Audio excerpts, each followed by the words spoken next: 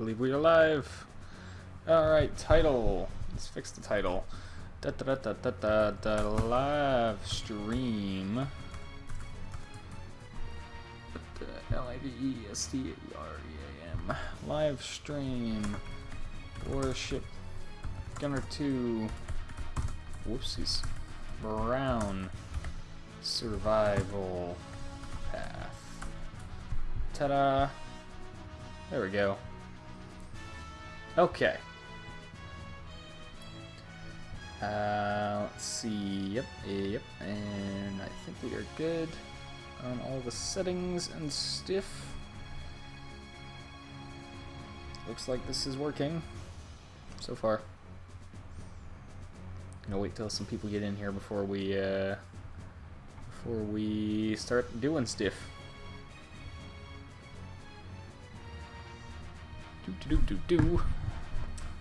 As soon as people start coming in, let me know if you can hear me so that I know the audio is good to go. Let me know if you can hear the game and everything. Everything should be working.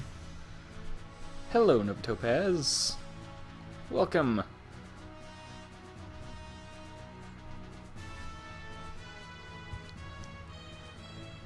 If you can hear me, let me know. I want to make sure audio is good to go. And when we get maybe a couple more people in here, we will get started with this thing. Meanwhile, I'm going to look around at what I can do with my stream here.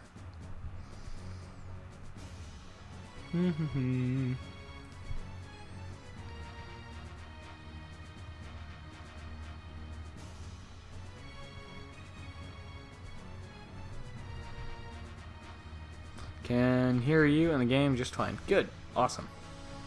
I got 2 watching now. Getting excited now. Okay. Let's do some housekeeping while we're letting people file in here. Let's decide. I think I want to use the bishop. And let's see. Dicky Rodriguez believes that we can get 6 turrets, an aft bridge, and the magnetic pulse, well, cannon or any kind of wave gun down the center line. I am not a believer. But, because if this is on the bow, there is no way we could put turrets down here at all. No matter where this thing is, there's no way we're getting any turrets on the bow. So, if we, for example, put this down here. Let's drop it down. I've tried this before, so this is why I'm quite certain it won't work. Or at least it'll have to work with a really tiny aft bridge, which would kind of defeat the purpose. So, let's get rid of that for now. Here's the other problem. If I could put 3 turrets on the bow, this might work, but I can't. Just barely. I mean, literally by 1 pixel. I can't do it. It's so close, but I just can't quite do it. If I could do that, then in theory what I should have been able to do, let's just make sure those are all as far back as they can be. Yep. In theory, what I should have been able to do would have been to get the wave gun up there, in theory. Like so. See, that can go there, but only because this turret can't go here. And even if this turret, even if this thing were 1 pixel longer, like literally if the ship were just 1 pixel longer, or 1, space longer, you could see the turret would still be interacting or intersecting with the wave gun. So unless I use a significantly smaller aft bridge, so that maybe I could cram this back and then put a gun in front of this, a turret in front of this, it's not really going to work. Maybe we could put doubles on the flight decks. Maybe? I don't know. Let's see. We'd have to get rid of some stuff here. Let's see, can I put this right there? Yep, I can put that there. I want everything to be symmetrical, of course, that's important. These are gonna have to, whoops, not those. Well, these guys are gonna have to move. That's the only other option, is maybe we could put these things on the flight deck. The wave guns. Where do I want to put these? You know what, I'll just get rid of these for now. And the other 2 elevators, we'll figure them out in a minute. And the other 2 catapults. We just need to make space right now. Okay. If we just set that there for the moment. Let's see. They're not interacting with the engines.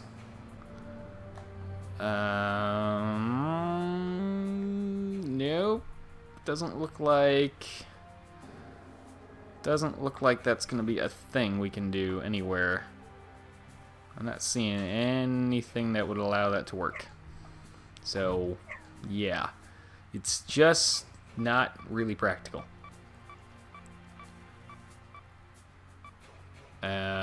So I think we'll just undo, and we'll go back to this. But we tried. It's just not quite going to work. Oh, the 61 centimeter guns. Maybe, but I doubt it. Oh, okay. Well, we also got to get rid of... son of a gun. That, and this, and that. Because we need... Let's see. Nope. It's not going to work either. Which I kind of expected. Let's, just to make sure, let's get rid of some more of this stuff here. Just to make sure it's not anything on the sides that's messing us up. And of course we can undo all of this later, which is the only reason I'm bothering to do any of this. But as you can see, yeah, not quite going to work. So, not a big deal though. I mean, five, you know, cannons is still fine. 5 turrets, I should say. It's fine. So, just undo. There we go. We are all undoed. So, let's take a look at the aircraft we're gonna want. We're not gonna have a chance to change it, so I think we probably want to stick with this loadout here. Maybe we'll go. Let's go with one less helicopter. Actually, am I worried about picking anything up? Not really. I'm really not worried about picking anything up for this. So we'll just remove the choppers. We'll reduce these guys by 1, and we'll make these guys more prevalent. Because they'll help us get through some of these missions quicker. So we'll go with 9 of these guys, and we'll put on another interceptor so that they can help us out towards the end when we get to missions like 570, where there are aircraft galore. In fact, let's flip that order around. Let's go put that there, put this here, there we go. Okay. 82 knots, we got the aircraft sorted out. And I believe we are pretty much ready to go ahead and do this thing. If only there was a smaller bridge with similar or slightly less radar and sonar. Yeah, this, unfortunately there just kind of isn't. And even with a really tiny aft bridge, I'm not totally convinced it would be possible. That wave gun is really big, so, yeah, I don't know.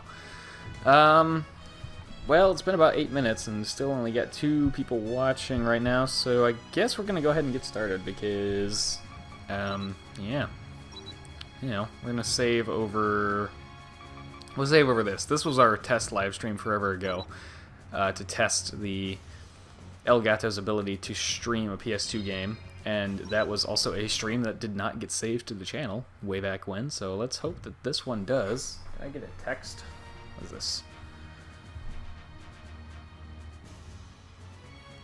Yes, I did.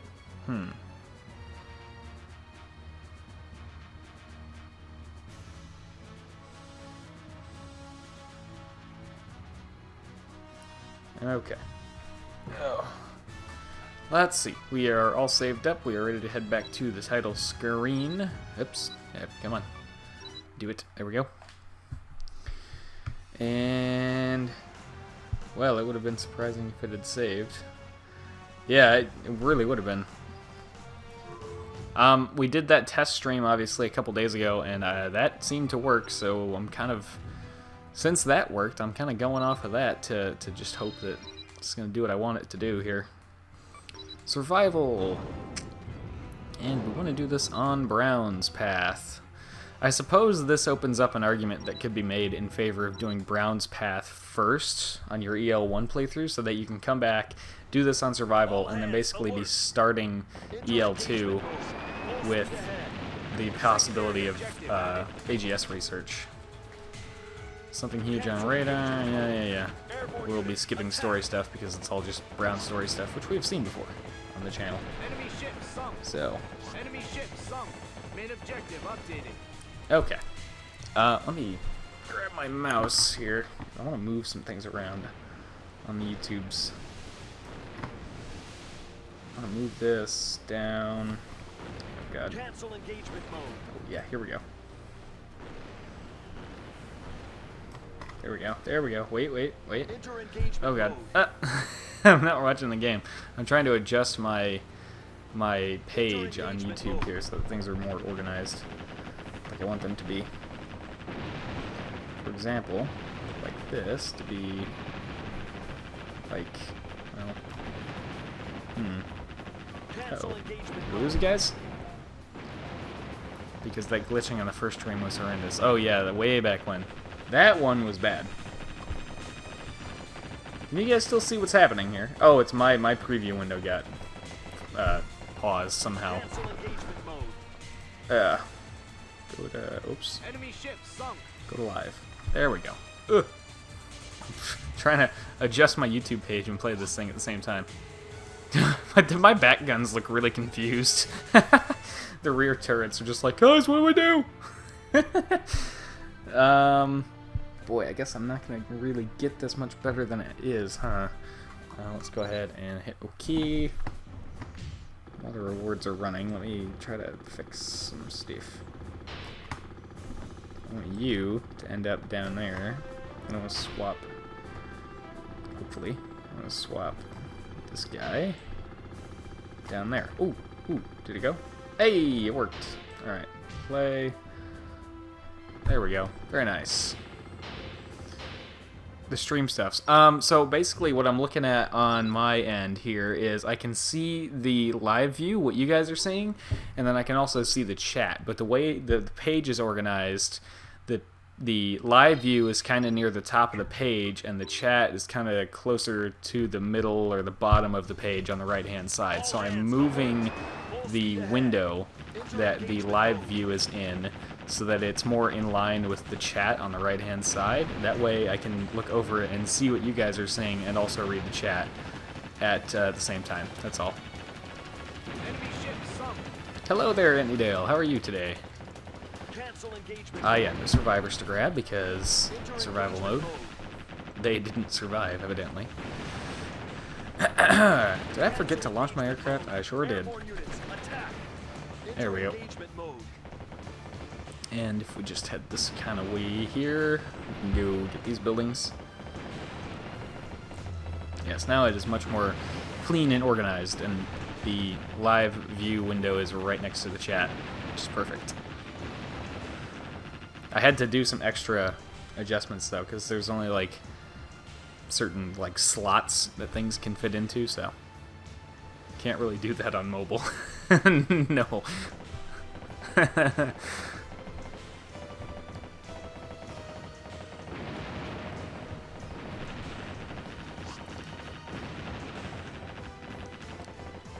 I mean, I'm not saying it's a good thing that we have so few people watching, but I guess in one aspect it is, because if you've ever tuned into a really crowded live stream on YouTube, the chat is just flying and you can't read anything. So I guess in that regard, we're pretty lucky, but you know.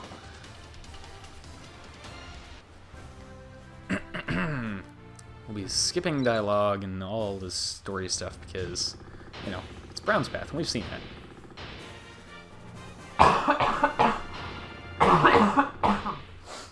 Excuse me.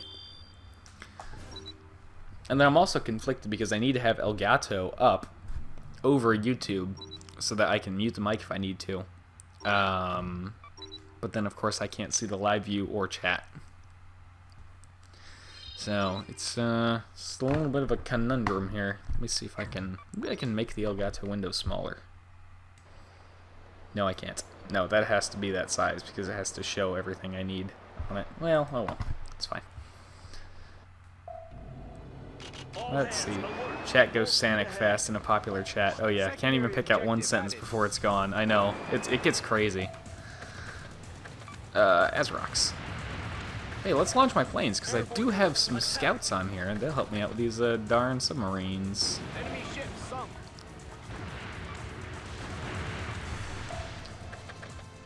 And we can go... Let's see, where are they? Enemy ship sunk. Hello there. Secondary objective complete. Feels like my cannons are firing a little slowly, but whatever. Let's see, if that hits... Oh, it insta-kills it. Or my shots did, I couldn't actually see. I wasn't paying that much attention. Either way, they're gone, and we win, just like that. Get my coffee over here, which I bet is cooled off enough to drink by now.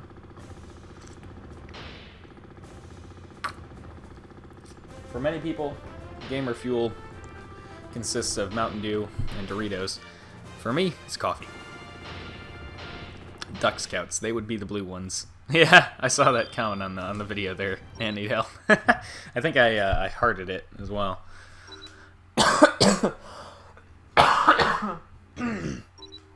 Gosh. Oh, this is not going to be good. We got like 3 hours to go. This survival mode's going to take a while. My throat's already trying to give out. Oh boy. Let's see. Video manager. I'm still trying to do a little bit of stuff in the background here. Bombers would be green, interceptors red, and fighters yellow. Yeah, that sounds like a good coloring system to me. Charge! Oh yeah, Braun's path.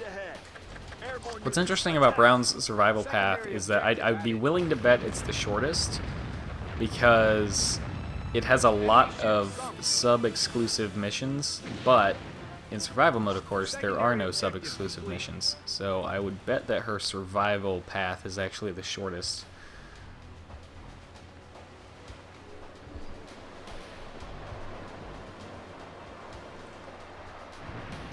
What's up? Oh, yeah, we gotta actually... that's annoying. That sucks. Let's see. I'm just gonna kind of reverse towards this guy gently here. Stop engine. Let's see. Go ahead and stop.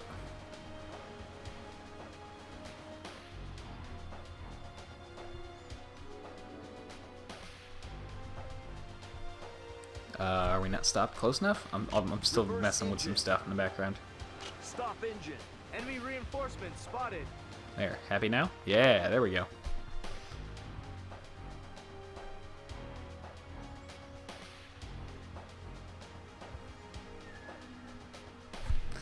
Operation complete. Full speed ahead. Okay, there we go. And there's another guy, another sub right now in front of us. Ah, yes, I did heart that comment there. Let's see. Oh, someone asked about the PSP Let's Play, asking if there's an English patch for the game.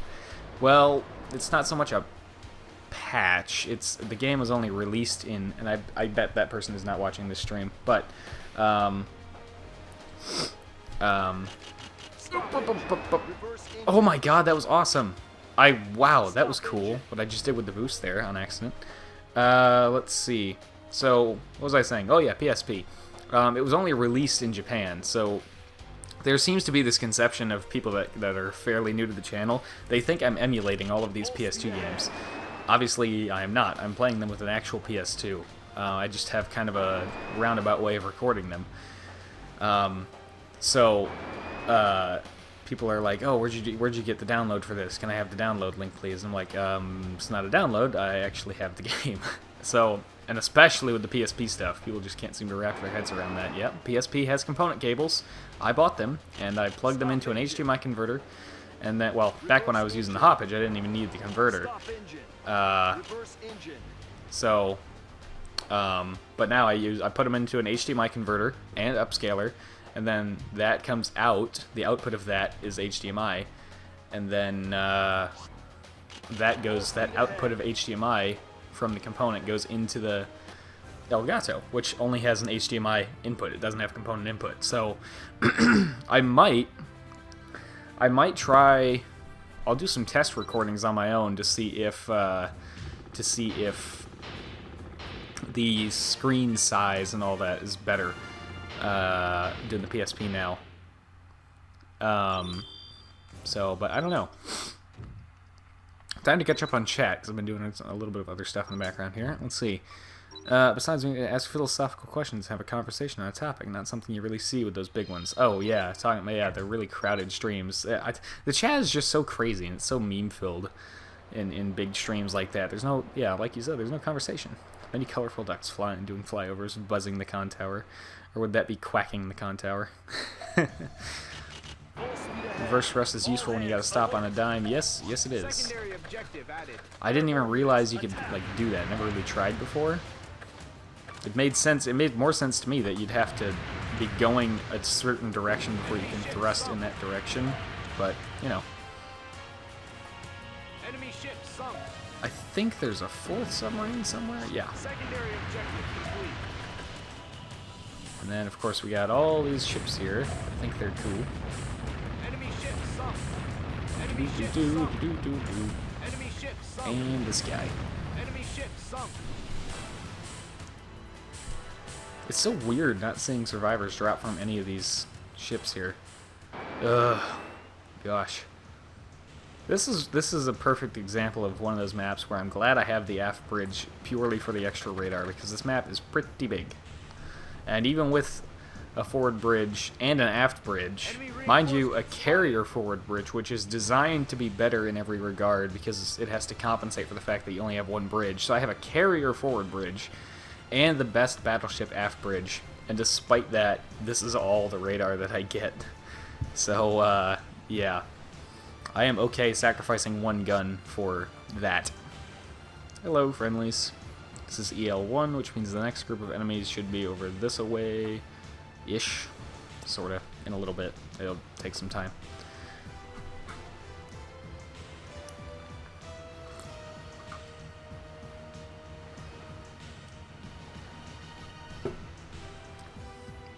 And this is one of those missions where it's a whole bunch of, just hurry up and wait, you know?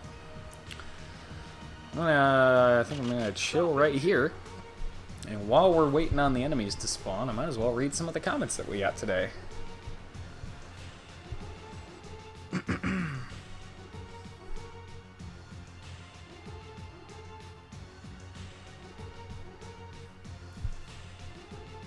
Anthony Dale, I see your comment on Havana, and the comment is, I must have been the only person to, when you said Havana, say unana. This is how I brain. Yeah. Let's see. No one has English patch until now.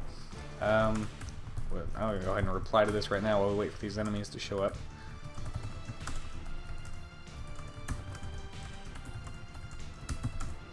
Let's see. Only released in Japan. As with all of my other recordings. Enemy reinforcements spotted. Here we go. Secondary objective added. Charge! Ahead.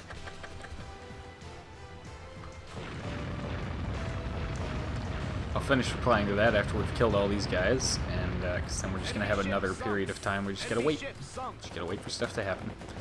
Go, high angles. I mean, when you think about it, these high angle guns, they're 5-inch cannons. I mean, they, you know, especially against destroyers, this is no joke. Having this many 5-inch guns on any given ship, it's pretty crazy. That's a lot. I mean, like, that's a whole lot. Look at how many of those things I got on there. Those are all 5-inch guns. That's crazy, man. Alright, now we got another hurry up and wait thing here. Let's see. Is it all my, this one, and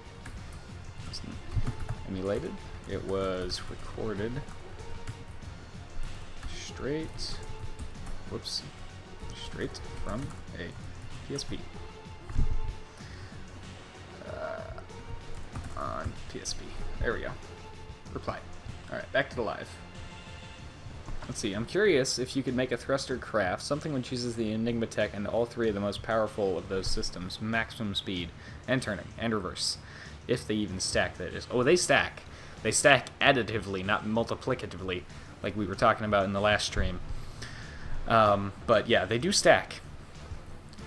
So I mean, I've seen and I've built ships that go like well over 115, 120 knots.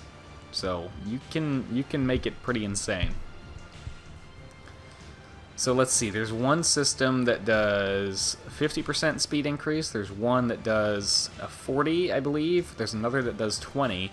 If you put all three of those together, you're looking at a total of 110% extra speed.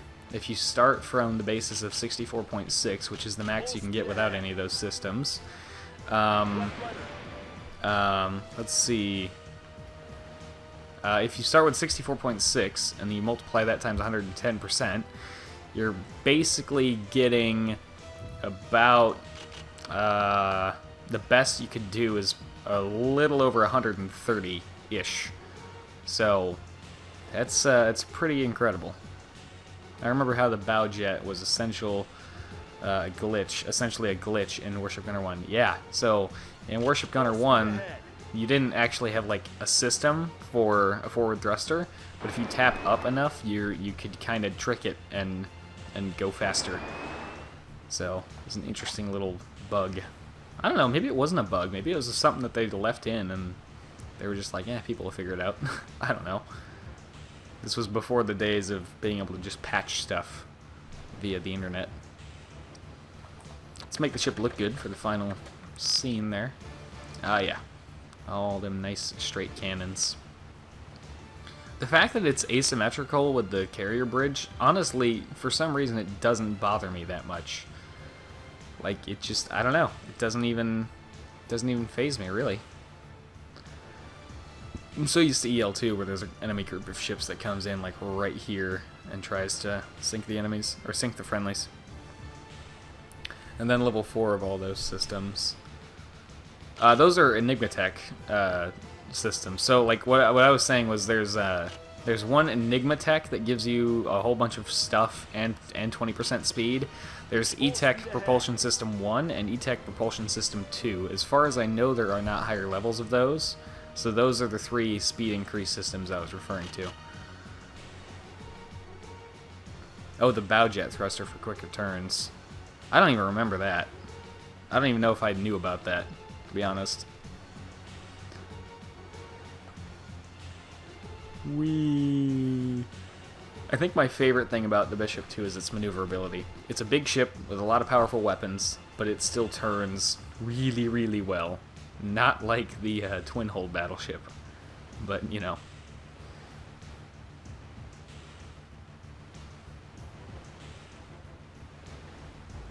Left rudder. Wee! Wee! Wee! Are you guys gonna hurry up and get to the thing? Please? Left rudder.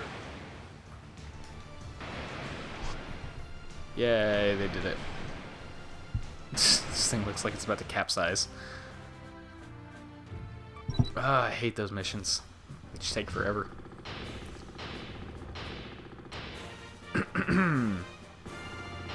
S rank, as expected. Wait, if we're getting S ranks, are we on hard difficulty? How are we getting S ranks if we're on... What? Strange. That's very strange. I don't know what's happening here. Let's see, if you rapidly tap the directional buttons, eventually the ship would twitch. If you held the direction down, after that you did a 90-degree turn. Huh. That's interesting. I don't think I knew about that.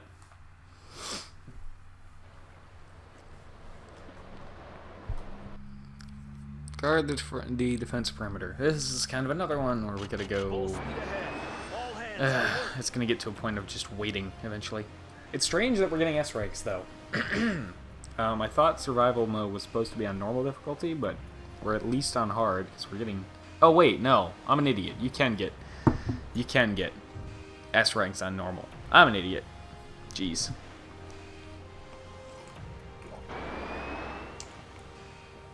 Oh, the thruster systems. Yeah. If you're going that 130 whatever we said, and then you thrust, yeah, you probably get up to, like, close to 160 during the peak of the thrust. I should really launch my aircraft. Airborne units, attack! Enemy ship sunk. Screw screw you, screw you, and you, and you.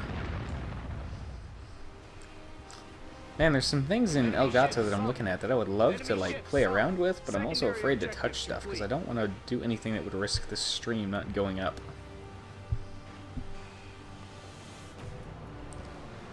Like there's quote-unquote scenes I can add, which I assume are just like overlays of sorts, but I don't want to. I don't want to mess with anything.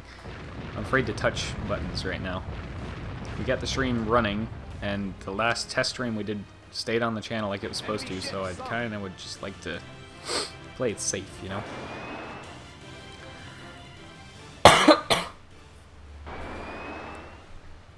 That is a repair kit. I'll take that, I suppose. Gimme, gimme, gimme. Thank you. You can see all my duck aircraft converging on the one, like, transport over there. Where is it? It's over there somewhere. There it is.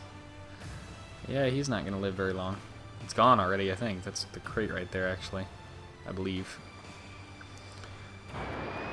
I tried to find it on a whim because it worked forwards, but it didn't work in reverse. So my head was like, I wonder if it works on turning. Turns out it did, so small victories. Yes, indeed.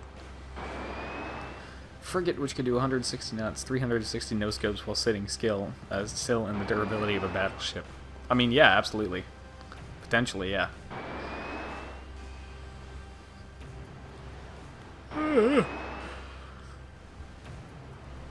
Gosh, I can't be yawning yet. We got a long way to go here. Secondary objective added. We got this whole big group of destroyers over here. What is that crate, by the way? It's just health, so I'm not gonna get like anything really good out of this, I don't think. But I am gonna get something really good out of completing it, just not out of doing like the missions themselves. Oh, stupid destroyer! Stop making all your crazy maneuvers, jerk. Secondary objective complete. Oh, there's gonna be a carrier up here somewhere. That was a really effective stop right there. Oh yeah, and I can turn in place because of that Enigma Tech Kappa. This doesn't make the slightest bit of sense. Not at all. It doesn't even make sense if you say that, oh, there's bow thrusters. Well, we know there's bow thrusters, but it's not rotating about the stern, it's rotating about the center. So this really makes no sense.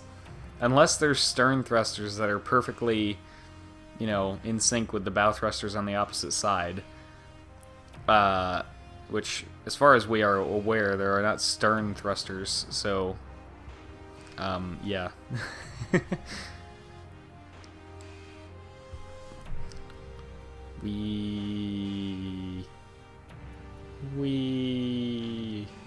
should be a carrier showing up here sometime soon. And then, so the carrier is going to show up behind me, and then a battleship out in front of me.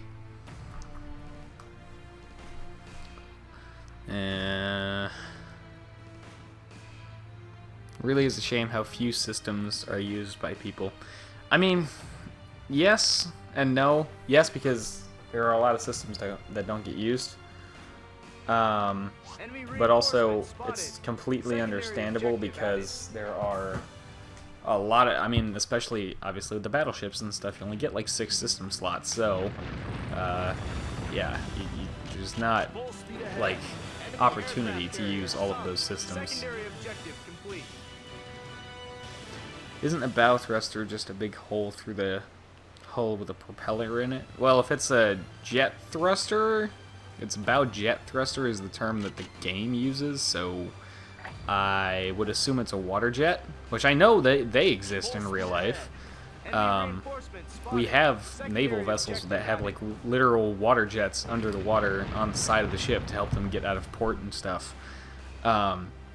So I'm saying it's a possibility, but I mean in the game, as far as we're aware, there's not a thruster like down there, you know, where my reticle is. We know there's at least something on the bow because we can do this. So there's a thruster on the bow. We just don't know if there's a thruster at the stern, and assuming that there isn't, then what I was doing to spin in place before shouldn't be possible. At least not in that way. We should be rotating about this point, where my reticle is here, rather than about the center. But, Full speed yeah. ahead.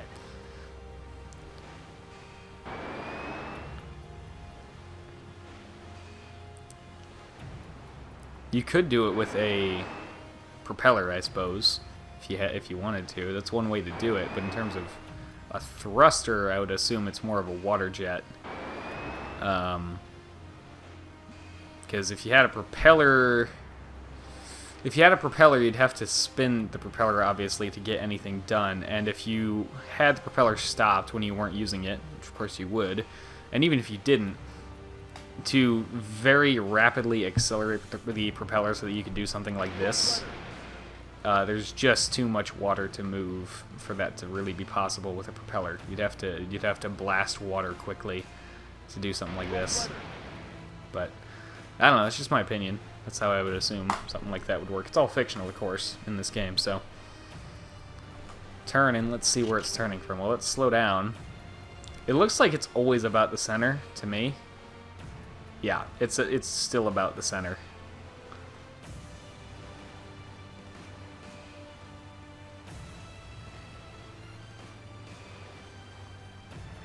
So let's see. So if we have our reticle, oops.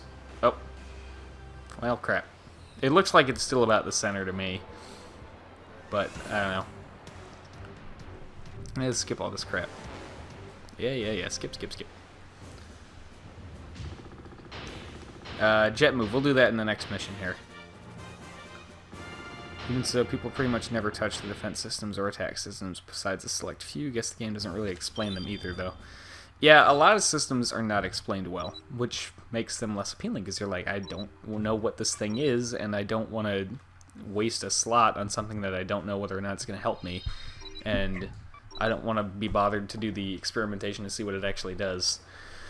So there's a lot of factors that play into that. In the beginning, the early game, I do tend to use some of the defensive systems, like fire and flooding and all that stuff. But once you get to a point like this, it's like, there's far more important things going on. Okay, jet move. Let's see. Oh yeah, that's absolutely about the center. I mean, it's creating like a wake at the back there, but you can absolutely tell that where it's rotating is about the center with the jet move. So, yeah, well.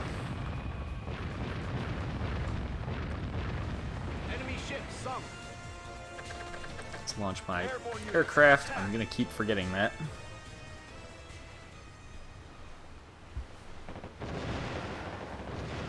There's a carrier out in front of us. Hello.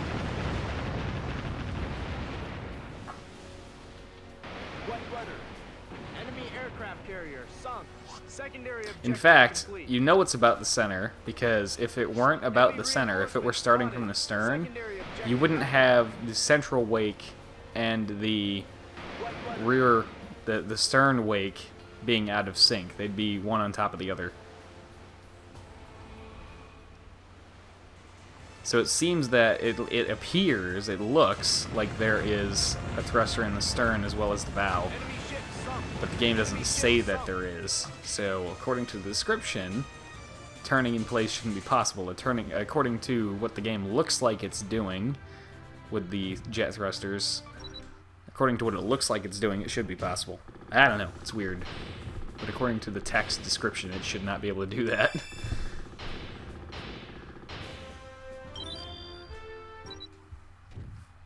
I bet we have, I mean, like I said before, I know we have ships that have water jet thrusters in the hull in real life. I don't know if they have in such a configuration that you could rotate about a central axis of the ship as opposed to just rotating about the stern, but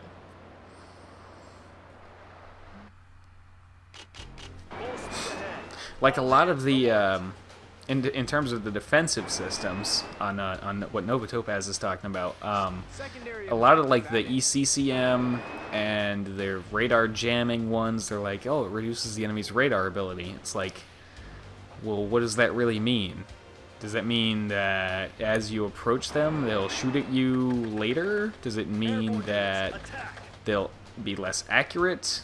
because their radar is worse. I mean, what does that really actually mean in terms of numbers? Like, what is that doing?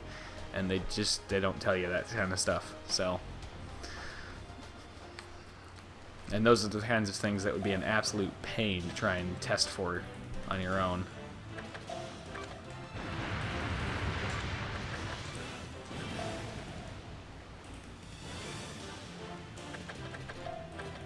I think if we do a stream on Sunday, I would like to. If I can, if we do a stream on Sunday, I think we're gonna do. I'd like to do No Man's Sky, actually, because it's something. Well, it's new for the channel, and it's just a fun, chill game to play. We could either do. Well, we don't have to do one or the other. We can switch. You know, midstream, of course. But we could do No Man's Sky, we could do some Far Cry 3 Classic. I just reinstalled that earlier today. We could do all kinds of stuff. We could even load up the Let's Play save for Black Flag and just do like a long episode, a long live-streamed episode of Black Flag. All of this assuming, of course, that this live stream does what it's supposed to and stays on YouTube. Because if it doesn't, then obviously I don't want to stream an entire episode of Black Flag and then have it not stay up, because that's like that'd be 2 or 3 hours of lost content in an actual Let's Play, which is unacceptable. So, but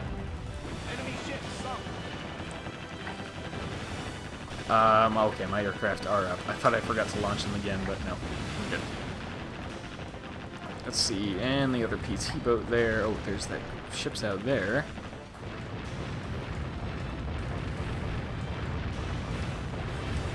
Okay, here we go.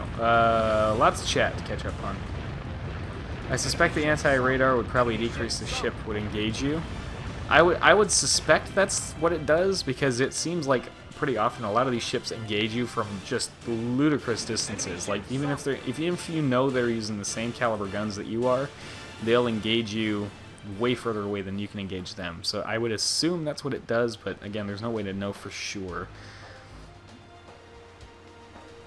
Yes, along with things like the right side attack systems, like IN, GPS guidance, fishing sonar system, etc. Yeah, in this game you can probably forego the gravity shield as the armor is a anti-caliber system. Yeah.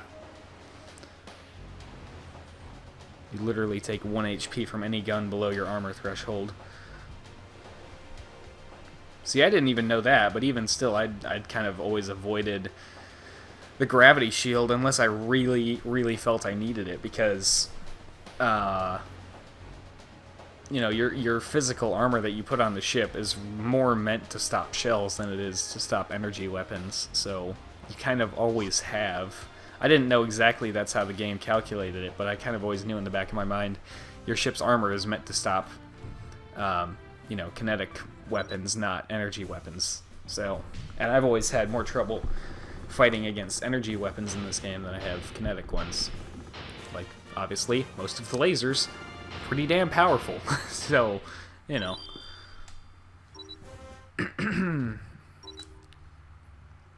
Oh, good old Mission 130. The best way to, I don't want to say cheat the game, but the best way to get a battleship super, super early.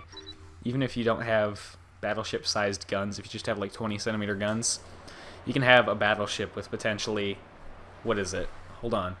4 times, let's see, 4 times 3 is 12. You can potentially have 24 turrets of 24 20cm gun turrets, 2 barrels each, on the first Japanese battleship hull, as long as you play that mission on survival mode, or on, not on survival mode, on normal difficulty or higher. And it's not even that hard, so yeah, these that one is absurd. That mission takes forever, which is kind of annoying, but you can get some ludicrous rewards out of it. Why, hello there. Let's murder him. Maybe. Oh, he might outrun that. Where is he? I didn't even see him. Nope, well, got him. Damn powerful if they can get through the chance resistance, rather the chance to negate. Yeah. And that's why I love the EM system. It's really, really good. I think, what is it, the best EM system gives you like 90% chance to negate the damage altogether, which is just awesome. I think I would, honestly though, because there's two ways they could have decided to do that. They could have said, okay, it's a 90% chance to negate the system, or they could have said, you still get hit every single time, but it does 90% less damage. I think I would have preferred the latter system, because I hate roll of the dice kind of things, as I've made very clear in the past. Morrowind, looking at you. So I absolutely hate roll of the dice kind of things. I'd rather just have 90% less damage on everything that hits me, because if you know, something gets through with that 10% chance, it's probably really gonna hurt, and that would just be annoying.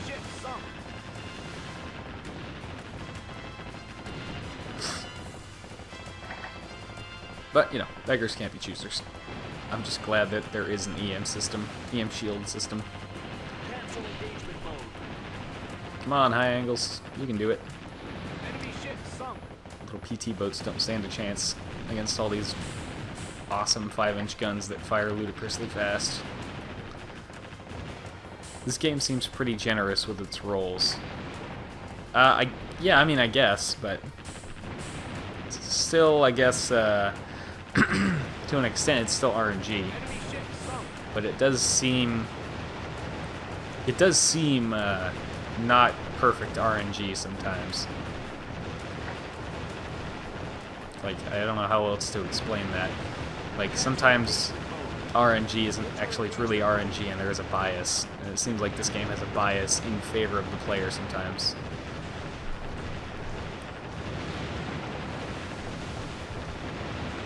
I swear in Warship Gunner 1 it reads as X% reduction to EM weaponry, but it was a chance system instead. I wonder if it was just a translation error. That is very possible. We know that there were lots of... I shouldn't say lots. There were a few translation errors and dialogue slip-ups in Warship Gunner 1, as I pointed out a couple times throughout that series. But so it's entirely possible that's all that happened there.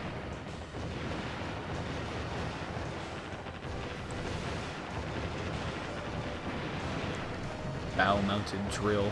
Yeah. Oh, yeah. Warship Gunner 1, bow-mounted drill. Oh my god. That's like, here's the frustrating thing about that. The thing that's triggering about that is the guy that says it has a perfect, like, normal English accent, like American accent of English. Like, he doesn't have... It's not like they got some Japanese dude in Japan to record the English parts. So, whoever did that audio obviously spoke fluent, clean, unaccented English, and they still said bow instead of bow. Like, you're making a game about ships. I don't expect you to be a naval historian, but come on, man. It was the lady for that bit. Well, her too. She also was not... She didn't sound like an Asian that, just took English for a few minutes. So, there's still not really an excuse for that. They spoke clean, fluent... Both of them spoke clean, fluent, unaccented English. And, well, I shouldn't say unaccented. There's no such thing as unaccented, but you know what I mean. Clean English. And then they said bow instead of bow. It's like, why? Just, why? There's no reason.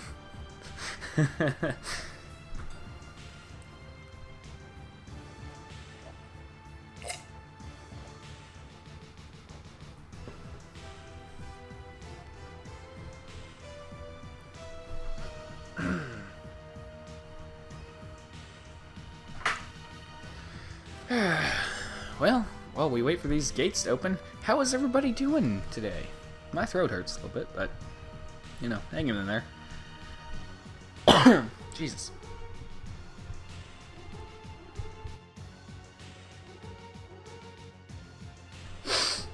I really want to see what these scenes are here in Elgato, but I'm afraid to touch stuff. I'm I'm really afraid to mess with anything.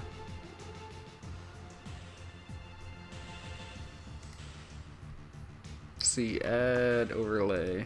Oh wow, oh wow, okay. We could add a bunch of stuff. Let's see. Doesn't it do both to a degree? Hard to tell, to be honest, for the EM shield. Honestly, I can't tell. I'm not even sure exactly which happens.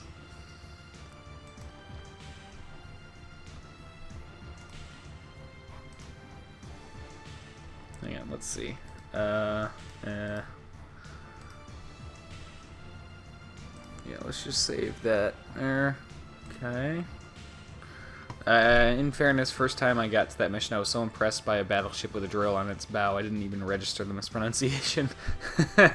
It is really, it's really a unique thing, and that's something that this game series has always had, is just uniqueness, you know? It's very special in every way. Very inventive, you know? I really want to see what happens if I try to add this. Oh, wow. Okay. Huh. Wow, I gotta add all kinds of crazy stuff to the game, to the screen here. It's really cool.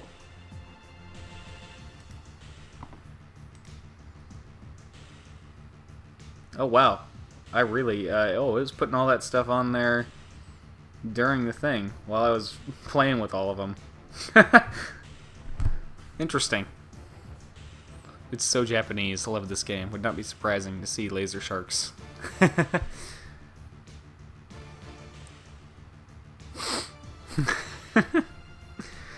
Lego Movie intensifies. Are we going here? Is this gonna... Okay, 46 seconds. Wow, we finished this a lot quicker than I anticipated. Yeah, there's all kinds of like scenes and stuff I could add to this thing if I wanted.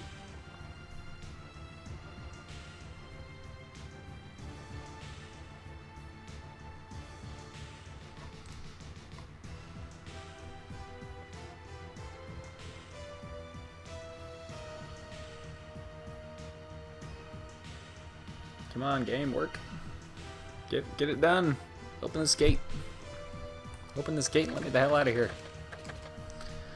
Can you add a chat window? Ooh, that would be something. Let's see. Why do these have webcam? I don't know if I want to have a webcam up. It's just my laptop webcam, and it's really not very good. Let's see. If I add text, video, image, webcam, curated scenes. Oh, hold on. Let's see. No, none of those. I don't know.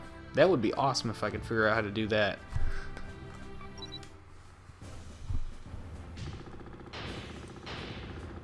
Clear your way through the Panama Canal. Done. Yay, that's rank. Cool. Blah, blah, blah. Press all the buttons. Okay. Let's see. I would love to add a chat window. That would make my life so much easier. And it would make it great for reviewing on YouTube. I'm just looking for what might be an option. Save successful. There we go. Let's see. Move ground opacity. Bring to front. Send to back. Nah. We'll just go like back to the normal. All right. Let's keep going here. But I played Warship Gunner 1 and I was like 10 and didn't really understand the concept of Japanese media. Like I saw Beyblade and Dragon Ball and Yu-Gi-Oh! When I was that age, but they didn't connect with me. Warship Gunner 1, I fell in love with it. Let's see. Something, I don't even know if it was exactly Japanese, but I really loved Bakugan. Pokemon, obviously, but other than the obvious Pokemon, I honestly really liked Bakugan. I didn't play these Warship Gunner games when I was that young, but yeah, Bakugan was great. Secondary objective added. In fact, I plan on doing a Let's Play of the the Bakugan video game at some point. Super weapon And there's the destroyed. Dreadnought. I want to go back just for a sec to see what he dropped. Did he drop anything? Nope. Okay. Well, ammo Mission and stuff, complete. but no parts or Now, anything. Let's leave the area. I would love to figure out how to add a chat window, but I don't know if I can do that. Video, image, webcam. Can I add video to it? No. Can I add web page? What if I went to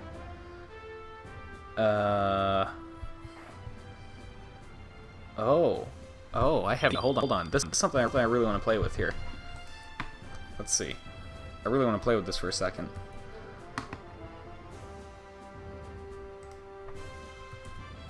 Let's try that. If I add this as a scene. Okay, something's there.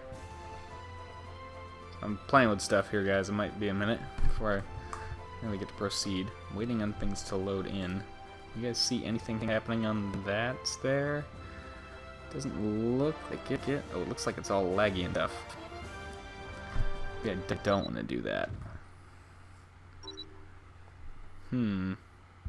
Oh, it's making my audio stutter? Yeah, it's looking like the stream is lagging too. Let's just not play with that. Let's not play with that. We'll save that for another day. I don't want to break stuff too badly here.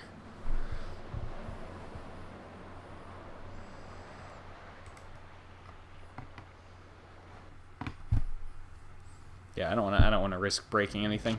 Full speed ahead. All hands alert. Airborne units. Launch the attack. aircraft. Secondary objective added.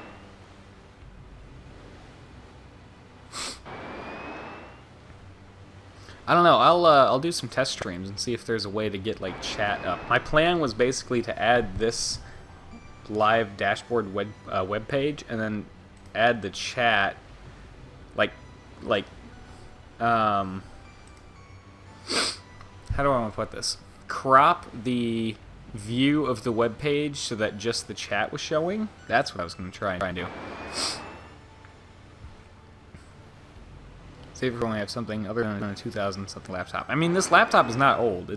I got it only a little over a year ago, so it's not an old laptop. It's just a weak laptop. That's all. Ship sunk. Enemy ship sunk. Enemy ship sunk. Enemy ship sunk. Cancel engagement mode. I'm not even gonna worry about the enemy ships that are over there. I just want to do the main objective. Enter engagement mode.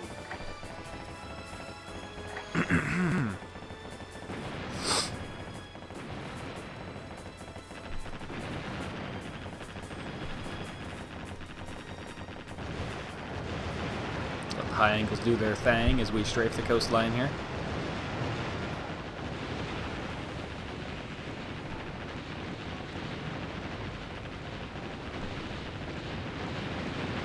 There's one target there that they aren't hitting. Better slow down here.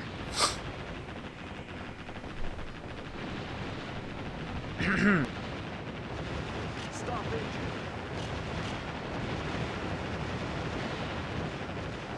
Full speed ahead. Secondary objective. And airbase is destroyed. That's the secondary objective. Cancel engagement. And there's the last radar. Ta-da. Piece cake. Okay. I really wish we could freaking figure this chat thing out. That would be great. I also hope this is not lagging, because it looks like it was a little laggy, but it could just be my window looks laggy. Same thing in my book, lol. But yes, hoping your streaming thing had a GUI widget, things which can tap directly into things. That would be sweet. And it might have it. I just don't know where it would be, or if my laptop would be able to like work that. But let's see. Yeah, we just want to go back to the basic thing there. All hands alert. Okay. Challenge. Forces ahead. Oh wait. I know Secondary OBS has objective that. added. Yeah, Units, attack. but I can't, well, at least in the little bit I played with it, I have OBS on my laptop, but the little bit I played with it, I couldn't get it to find Elgato as a source, or anything to do with the PS2 or the Xbox One as a Secondary source. objective added. So, I'd have to play with it a little bit more. Maybe I gotta plug it straight from, you know, just ignore the Elgato and plug the HDMI straight into the laptop. Enemy ship I sunk. doubt that would work, because as far as I know, the laptop's HDMI is simply an output, not an input, so I doubt that would be it, but I would have to play with it a little bit more. Enemy ship sunk. Enemy ship sunk. There's always more to learn about streaming. This is why I'm primarily a YouTuber and not a streamer, like on Twitch or something. I do a lot better with uploading videos than with streaming. So, Cancel engagement mode. Secondary objective streaming just, complete. it seems like there's way more that can just kind of not work with streaming. Whereas with recording, if something is not working, then it's might be my fault, and I can probably fix it with editing or, you know, something like that. Enemy ship sunk. Live is, well, live, so something isn't working, and you gotta try and fix it on the fly, and that's never fun.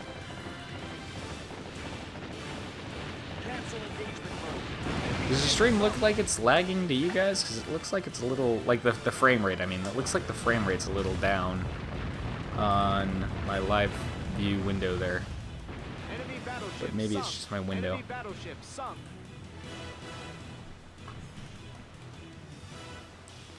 And as long as they're safe, I think... Yeah, there we go. Stop engine. Guess who has arrived? It's Bishop 2! Welcome, Bishop!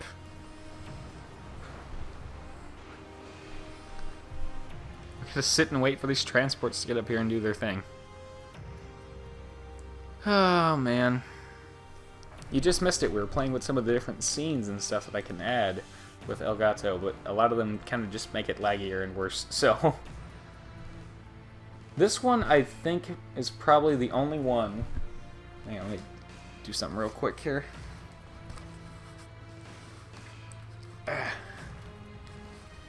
This scene here is probably the only one where it might have a chat window, but I guess... not? I don't know. I'm really not sure. Every so often complicated when you mention lag, your audio is stuttering. Huh. It's interesting. So my audio is stuttering a little bit. That is strange. I don't know. I don't know. We gotta do more streams and test things. Of course, I gotta have time to do streams, you know, when I'm not in classes and stuff.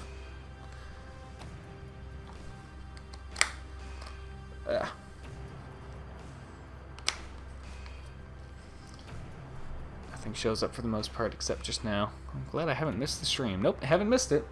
Now the question is whether or not it will upload to YouTube after the fact. That is what remains.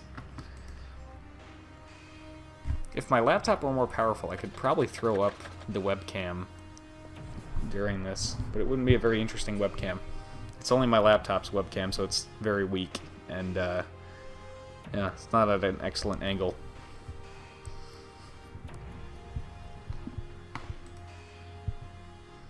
We could try to run the webcam a little bit, I suppose. I don't expect it to work very well, and it might slow down the stream, but, I mean, they're just waiting on these transports anyway. It might be a decent time to test it. Not see chat box and briefly showed up. There's probably one more tailored to Twitch. Yeah, I didn't see one either. But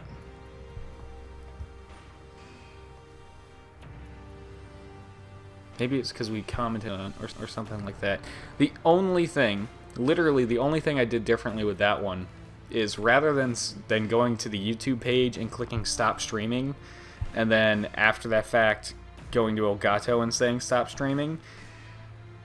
With that test stream that actually did successfully stay on the channel, all I did differently was I went straight to Elgato and clicked on stop streaming, rather than going to YouTube and clicking stop streaming. That is the only thing I did differently. So maybe that's all I have to do. And I'm hoping that is the case.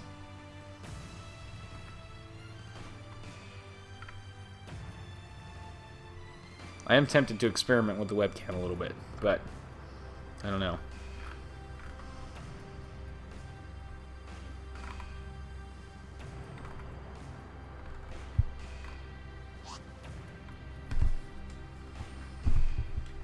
Full speed ahead.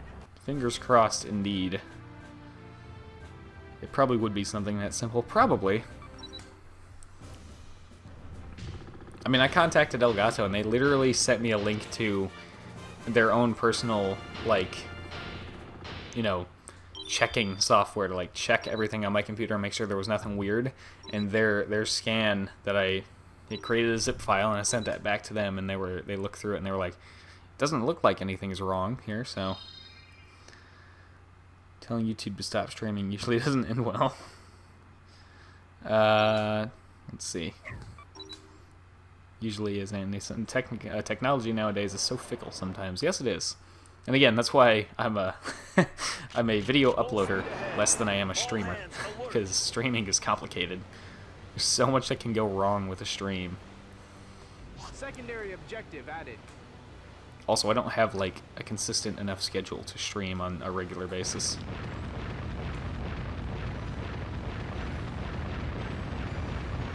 Well, I should restate. My schedule is pretty consistent, but I'm busy with homework and stuff, so, you know, in that regard, it's inconsistent. I can't seem to, like, hit a lot of these guys, apparently. Button, come on. Right, friggin' R2 wasn't working there. Oh yeah, aircraft. Since, you know, they can tolerate any weather. My streaming from phone usually works as long as the streaming software doesn't crash, right? And that's another thing. If your software crashes during a recording, you can probably recover most of it. If your stream crashes, then it's gone. It's done. So this is the survival mode stream, eh? Yes, it is, and we are currently on 210. So we're kind of, sort of, roughly-ish 2/3 of the way through.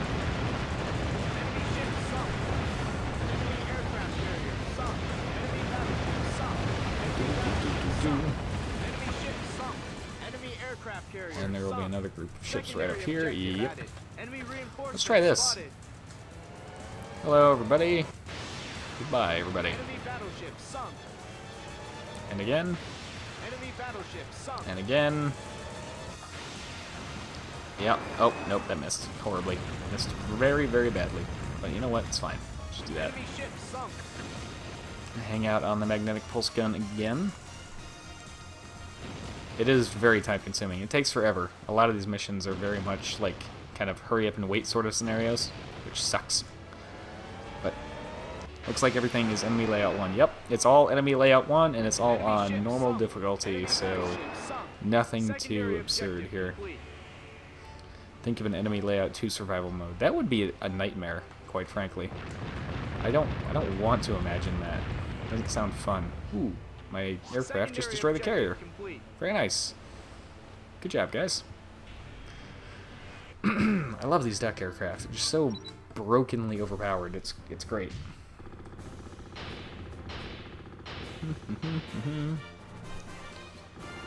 Oh, I wish I could make this Spartan go faster, though.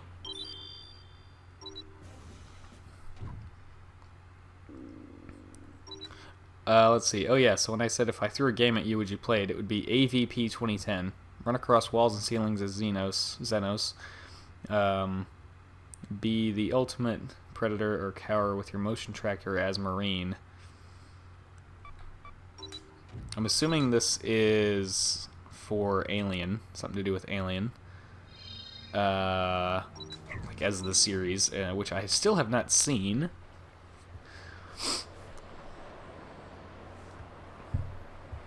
EL2 ships with EL1 health.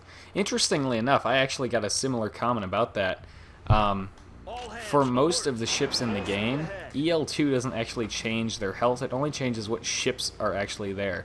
So, for example, if we see a DD-1923, which is a very basic, weak destroyer in EL1, if we see a DD-1923 in EL1, it has the exact same amount of health that it does when we see it in EL2, but the difference is that in EL2, you can start seeing DD-1924s, which have a lot more health and do a lot more damage, and they have lasers.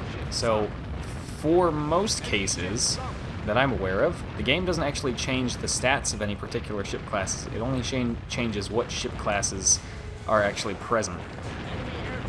At least as far as I'm aware. So that might be more fair, but Halo might get sniped by a wave gun ship. Yeah, I wouldn't really want that.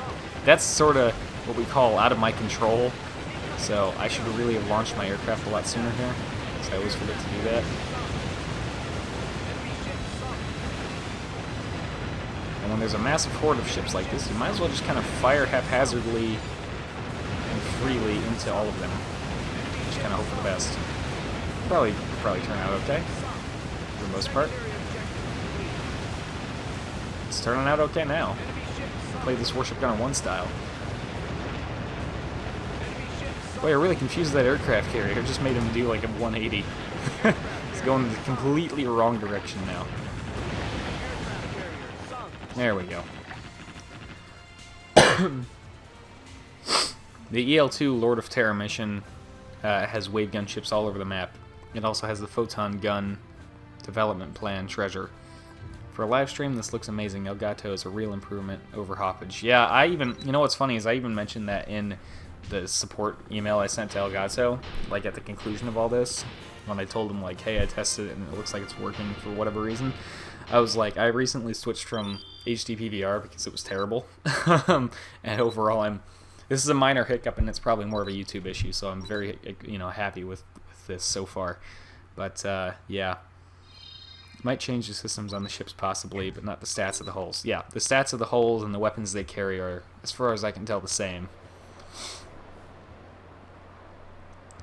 It may change the systems because I think I have seen some EL2 ships that were the same class that they were on EL1, but with gravity shields, which they definitely did not have on EL1.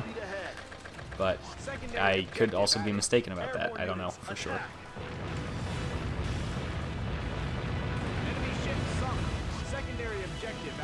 I love just melting these groups of little PT boats and destroyers. It's so satisfying. Cancel engagement mode.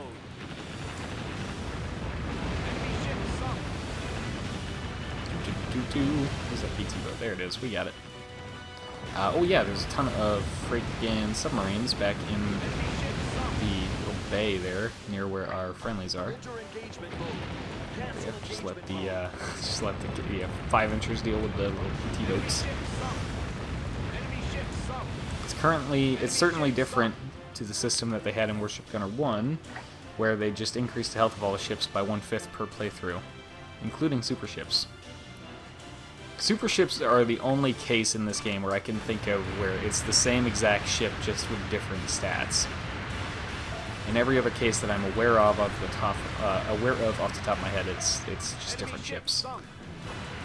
Secondary objective complete. But yeah, I had a comment on a recent episode of the Warner's Path Let's Play where someone was like, boy, it's a good thing those Aquilas, or something along the lines of those Aguila class aircraft carriers must have been a nightmare on EL1. And I had to let them know that they weren't there on EL1. They just didn't exist on EL1. And, it's a very good thing because those things would suck on EL1. It'd be the most frustrating ships ever. Imagine playing through the game 10 times and then facing Silverborn Negla. Rest in pieces. In Warship Gunner 2, you can actually see the difference in HP by changing the difficulty. Yep. The bars actually get longer, which is nice. Man, this is going to be another mission where we're just going to hang out for a little while. I'm just going to sit here and wait for reinforcements to spawn, and then I'll go kill them, and in the meantime, I'll let my aircraft do most of the work.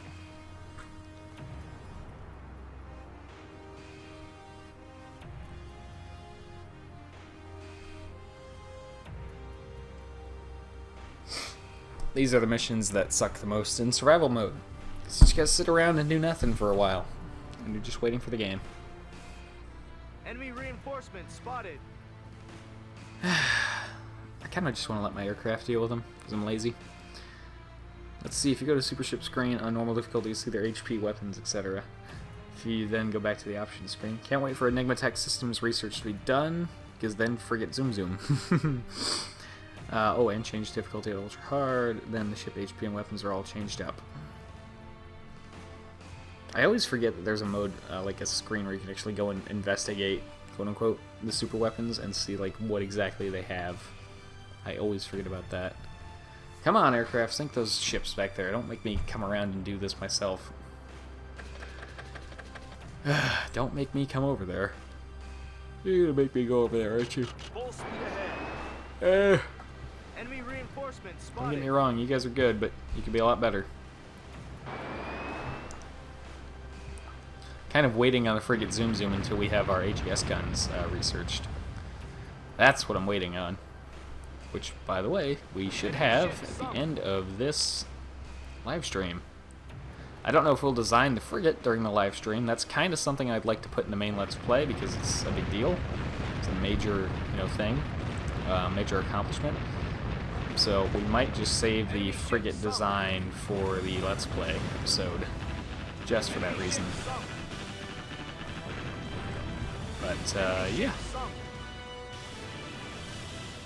Should check the Super Ship menu at the end of the stream. If I can remember to, I will, happily. So either you'll have to remind me, or we'll just have to hope that I remember.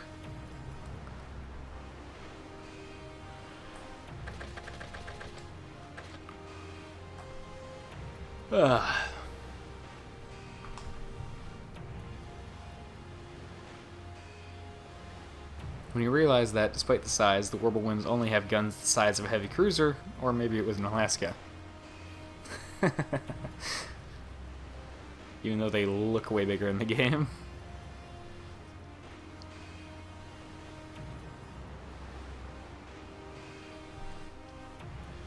Well, I'm gonna stop my ship here, and I'm gonna go grab a drink while we wait for the enemies to hurry up and get here. So I'll be right back.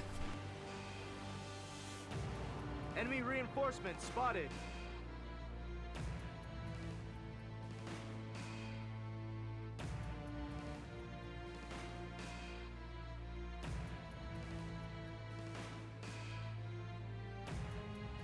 Secondary objective complete.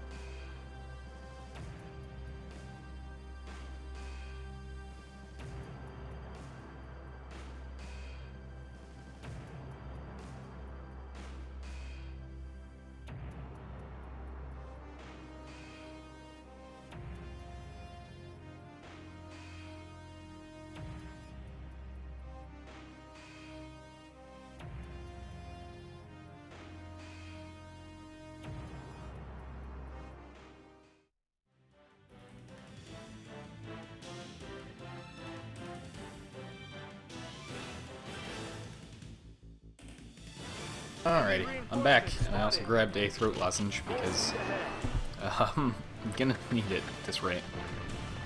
And something happened to... there we go. I'll fix my audio a little bit. My aircraft are having some trouble sinking the cruisers, which I guess is fair enough. But they are... I mean, they are flying rubber duckies. They should be able to really destroy anything. Whoa. They do fine with the destroyers, but the cruisers, they struggle. Enemy ship sunk. Enemy ship sunk.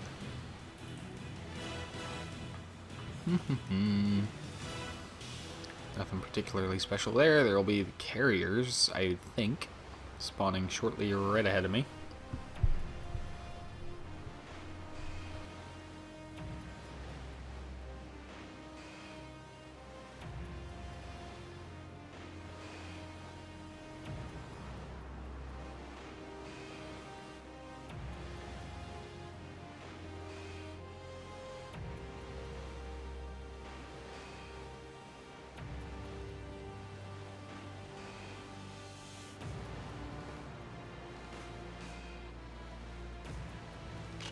Stop engine.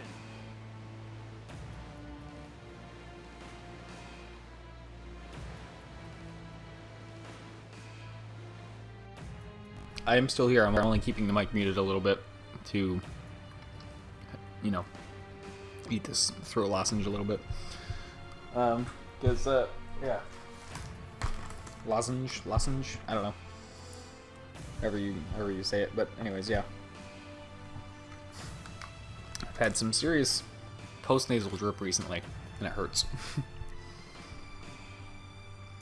Also, we're not really doing anything right now. We're just waiting on the enemy ships here. Hello. Did we just lose the stream? What just happened here?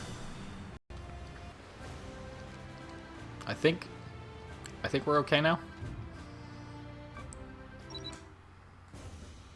Okay, that was strange. Can you guys still hear me? Is the audio good?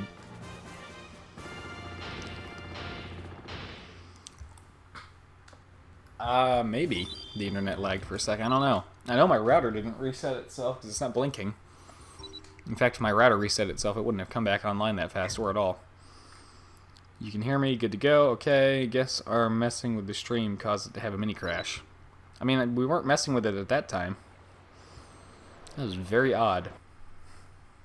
Again, hence why I make videos instead of streaming on a regular basis. All hands alert. Full speed ahead. Just little issues like that. Airborne I don't units know what to attack. happened. I don't know why it happened. I don't know if anything is better or worse or different now.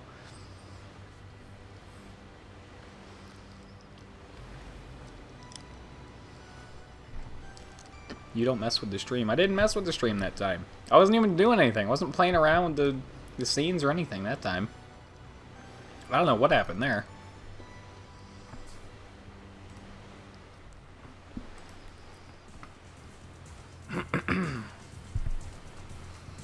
Should probably go ahead and deal with these enemy ships here, I suppose. Enemy ship sunk.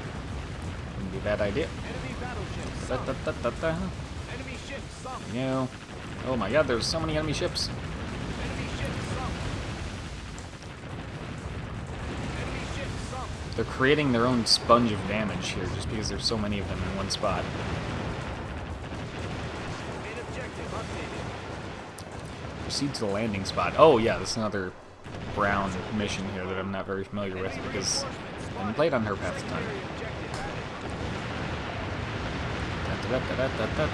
Submarines for days. Fire some Azrocs into the mix and then let my scouts help us out with the rest of them. Enemy ship sunk. Enemy reinforcements spotted. Reverse engine. There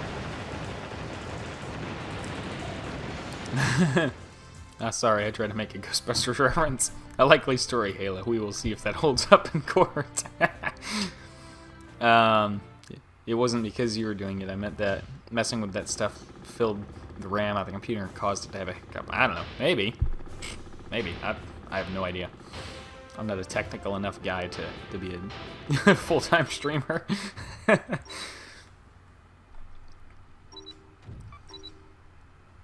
We are, what is that, 263, I think? Yes, let's be glad that it's working, because the last couple times, remember the Far Cry 5 Day 1 live stream? That time, my router decided to reset itself, and we had to start a new stream altogether.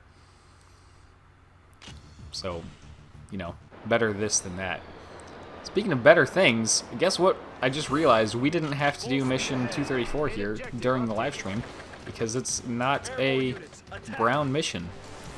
She doesn't do that mission, so that's awesome. The less I can do that mission, the better. Where's the super weapon? It's the friggin' biggest thing on the map here. I should be able to see it. There he is. Hello. I said hello. I think that'll do it. Let's see. Enemy ship sunk. Yep. No running around in the fog for 10 million years.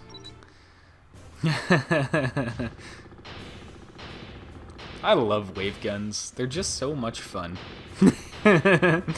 Oh, Crater. Hi, buddy. Hold this for me.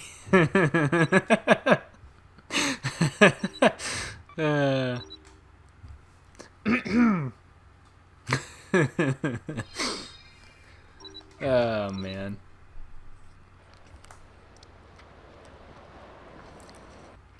Intercept the Imperial fleet. Is this... what mission is this? Ah, this one. Another huge map with enemies spread all over the damn place. Airborne units, attack. Really, really, really annoying. But still not as bad as some of the other ones. I do prefer the aesthetics of Warship Gunner 1 and Warship Gunner Commander wave guns. Yeah, they look cooler, they look more distinct. And they just look absolutely badass. But, yeah. Yeah, the giant beams of death were pretty sweet as opposed to like a giant ball of energy. Enemy ship sunk. Enemy ship sunk. Okay, there's one group dealt with, and then there's another group over here somewhere. Yep. Still, globs of death are nice too.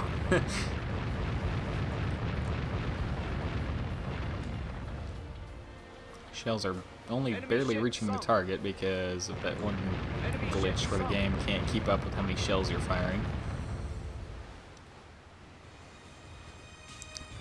I feel like I'm the only person that actually likes Dual Crater. I love the ominous, unfaltering March of Doom. I just wish she was faster. I don't wish she was faster. That would be really hard. She's already kind of a pain on EL1 if you're playing on like normal difficulty and you don't have a Japanese battleship with 24 two-gun turrets of 20cm guns. If you don't have that setup going, she's a massive pain. Enemy battleship But sunk. Enemy ship sunk. Enemy battleship sunk.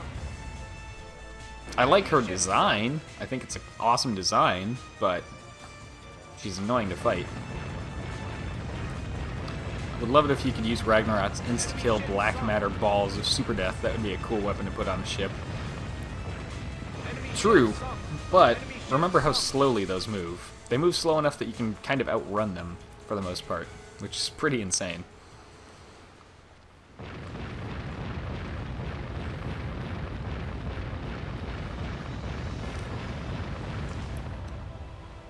But they do look really cool. Just firing black holes as a projectile. Let's see. By the way, since you're speaking about super ships, what's your favorites? My favorite super ship. Well, let's see. Favorite to fight? Favorite to fight. Honestly, here's the thing. It's one of the harder ones, but it's my favorite to fight because it's the most different and the most interesting. Is that one that is on a train track on Werner's Path, which we'll get to, of course, in the Let's Play. That guy he's an asshole to fight. He's really hard, but he's really, really cool. In terms of design, it's a toss-up between that one and the Vogel Samara, the other flying one with the giant laser. That thing just looks amazing. It looks so cool.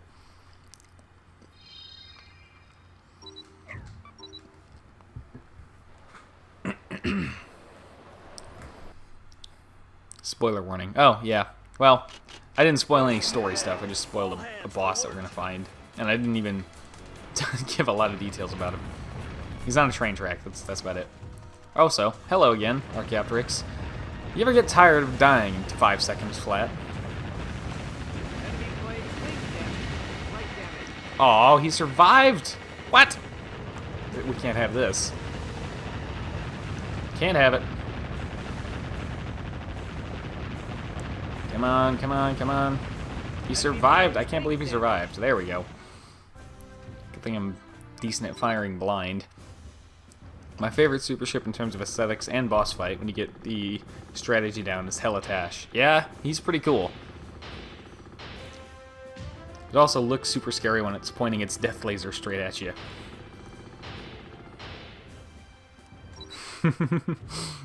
Enemy plane's wing damage.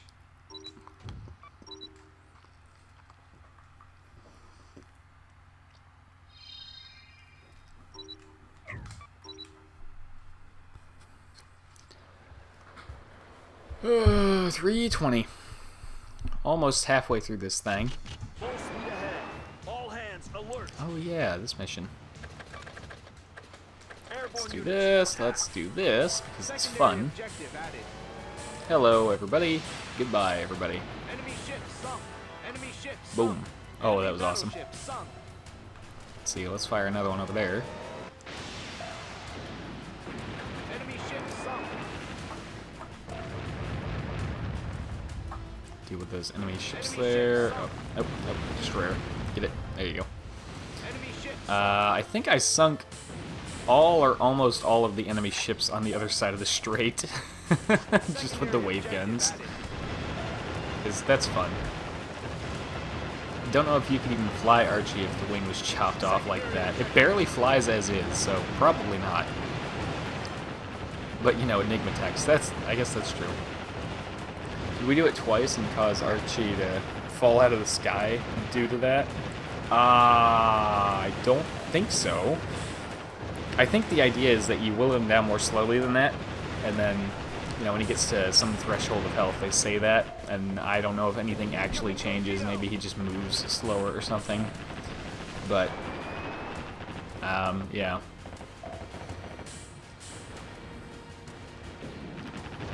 I believe it's just for a damage bonus.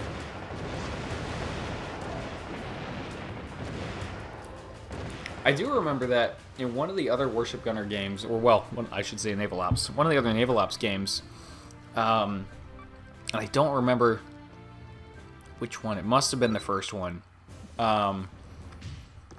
When you got Archie to a certain health threshold, not only would they like make an announcement and stuff, but his aircraft, like the giant plane, would actually start opening up with a lot of other weapons. It'd have cannons, it'd have machine guns, it looked like it had chain guns, and the sky was just filled with shells, and it was like a really cool thing, because you're like, oh my god, what's happening? There's just this torrent of shells flying down from every angle, and it looks amazing. And that doesn't even happen in this game. Like, nothing that exciting happens in this game, when you're fighting Archie at least, which I think is really disappointing. All hands alert. Oh, should not launch the aircraft this time. Yep. They, Secondary objective added. excuse me, the aircraft will destroy indiscriminately, which of course we don't want. Not for this mission. I like that you can actually see the high-angle guns do have a little bit of drop. Not much, but it's there. Which is cool. It does make them feel less like laser beams and more like actual projectile weapons. Chaff. Let's see, I don't think there's a whole lot that's going to be using missiles here, but also cannot go into auto engagement mode because that will do the same. That will have the same problem as launching the aircraft would. Let's pull up that radar. Come this way. I can take out that airbase. That's allowed. So we'll get rid of that. We got radar. Then we got the battery. Then we're done with this side.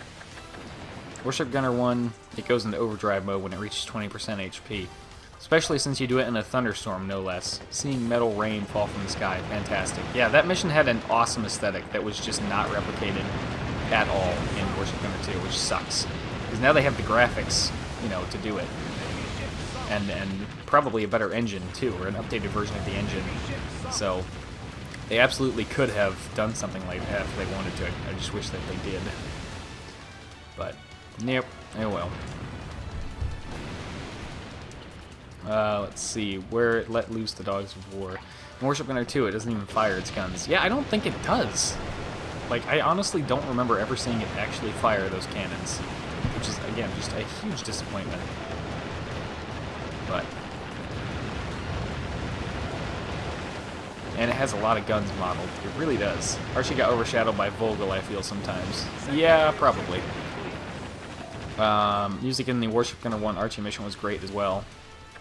It was the only time that specific track played as well, as if Archie had his own theme. Now he's just another boss. He's just, yeah, and now, not only is he just another boss, he's just another boss you can literally kill in like 3 seconds flat. Which is just really disappointing. He could be such a cool boss. He's right up there in terms of like, in terms of bosses that I really like the design of, like the visual appeal. He's right up there on the list. He looks awesome, but he doesn't do much in this game. Which sucks.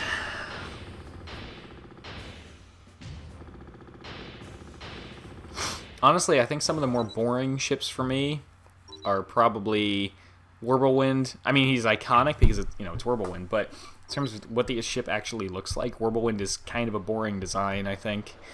Harima is kind of a boring design, even though it's a twin-hull battleship. It's still just kind of like, oh, it's twin-hull battle. It's exactly what you expect when you hear twin-hull battleship. There's not that much special about it. Trollsigur, same thing. I mean, when you hear laser battleship, you get an image in your mind, and Trollsigur is exactly what you would expect a laser battleship to look like. It just seems like a kind of a boring design. What's another one that's kind of like meh?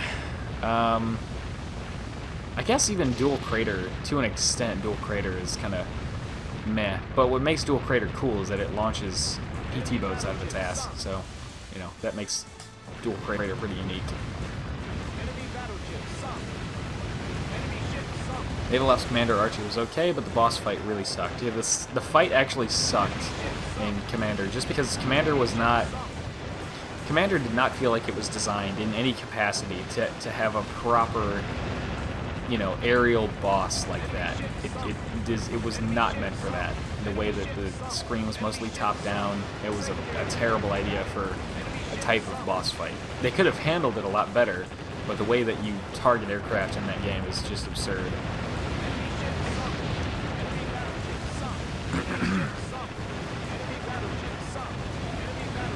I kind of respect Harima's design, actually. It's a very practical design. Didn't need special holes or paint, just big old cannons. I mean, yeah. I just feel like I don't know, they could have made it a little more special. The other thing that always drives me insane about the Harima is that it's literally just two oversized, overblown Yamato holes slapped together, fused in the middle, and then they literally just use all of the, you know, stuff that you'd see on the center line of the Yamato. Bridge, like, it's exactly the same superstructure as the Yamato, but just literally blown up in size, and that's it. It's I don't know. It's just me. On a related note, why is Brilladine not in this game? I missed old UFO Plasma Spaz. He was actually pretty cool. He was an aerial boss that I think they handled a lot better, because for the most part he stayed at a particular altitude. Archie's problem in Naval Ops Commander was that there was like he would change his altitude really suddenly. Like you'd be tracking them, you'd be leading them, doing everything you're supposed to do, you'd fire, and then he would literally just gain a few hundred feet in altitude in less than a second, which was a seriously annoying issue. But yeah. So there's a transport there. I want to get Harima. Let's see. I think the Harima did have gold gilding. In front of it had some sort of imperial design. Well, how about this? Before we go and sink it right now, let's go investigate it. We're only on normal difficulty on EL1. We should be able to survive anything he throws at us. So let's go ahead and launch my aircraft here. Well, let's go investigate. Let's go take a nice good look at the Harima, since we're, you know, on this mission right now. Brilladine was really fun. Sometimes it'd stop and just spam weapons everywhere. Loved that aspect of Brilladine. That was amazing. Plus, it gave you a chance to hit him because he was stationary. Indeed. Brilladine was fun. He was a boss that I did not mind farming in Commander. See, like, to an extent, even the center line of this ship is just like the Yamato. It's so incredibly similar. I don't know, man. It's just... I guess it's partially because of the graphics at the time, but it just looks really basic. And yeah, there's a little bit of gold detailing on the bows. But it is quite literally just two blown-up Yamato holes slapped on next to each other, and then, like, the center line bits of the Yamato just thrown on. Major damage to enemy ship's bridge. But, I don't know.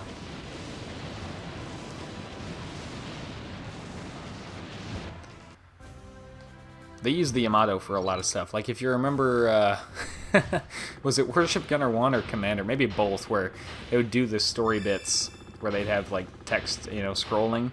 And it was almost always, in some form or another, an image of the Yamato. Like, almost every single time. The wooden deck as well, yeah, looks pretty sparse and boring. Yeah. Agreed. I love the secondary batteries all bunched next to the conning towers. The con towers. I like how that looks on the actual Yamato. Like when you look at it in World of Warships, or when you look at it in pictures and stuff, I think it looks sweet there. But the way it comes across in the game, I mean, again, it's graphical limitations, but everything just looks so blocky, and especially that aspect it just feels uninspired because. Well, they literally just ripped that aspect of it right off the Yamato. But the coolest ones are the ones near the end and the middle. Whirlwind is extremely meh. It is in every single Warship Gunner game and has been printed out so much. At least in Naval Ops Commander, there's more than one of them. Yeah. Yeah, there's more than one design.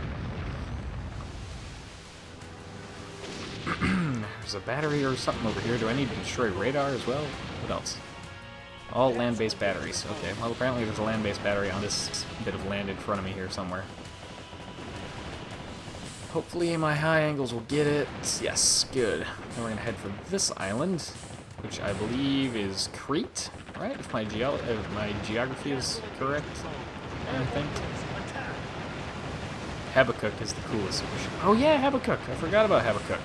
Habakkuk is really awesome because it looks great, and then also because it's based on a real thing.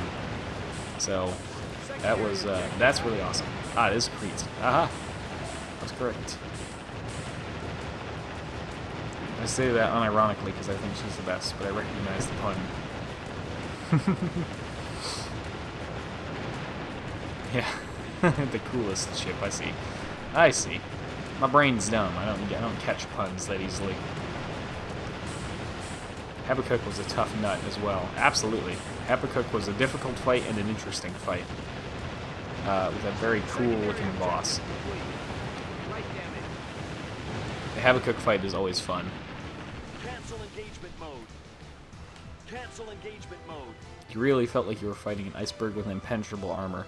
You really did. And that was one of the great things, is because they kept talking about how, like, even the dialogue and stuff would be like, well, if we damage it, they can like literally just repair the holes very easily because they just have to freeze more water into the holes. So it made logical sense. Probably not physically that, you know, practical in real life, but in terms of the video game logic, it made a lot of sense, and it was an interesting fight.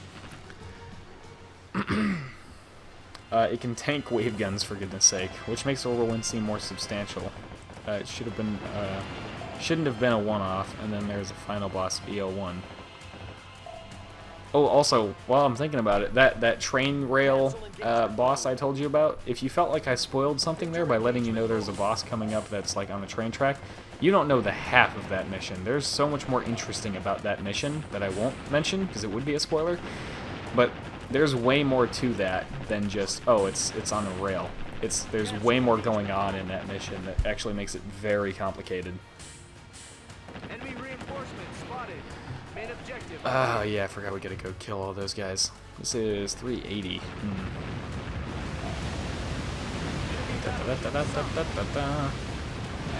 Get out of here, all you. Enemy ship sunk. Dastardly little ships. Oh yeah, the Leviathan. It was a nuclear missile launcher and a battle carrier too. The Leviathan looks pretty cool. It's almost as weak as Archie, which is really sad. Like, really legitimately sad. Enemy battleship sunk. You shouldn't have the final super weapon of the game being just that weak. It's absurd Enemy battleship sunk. how weak Leviathan is in terms of health.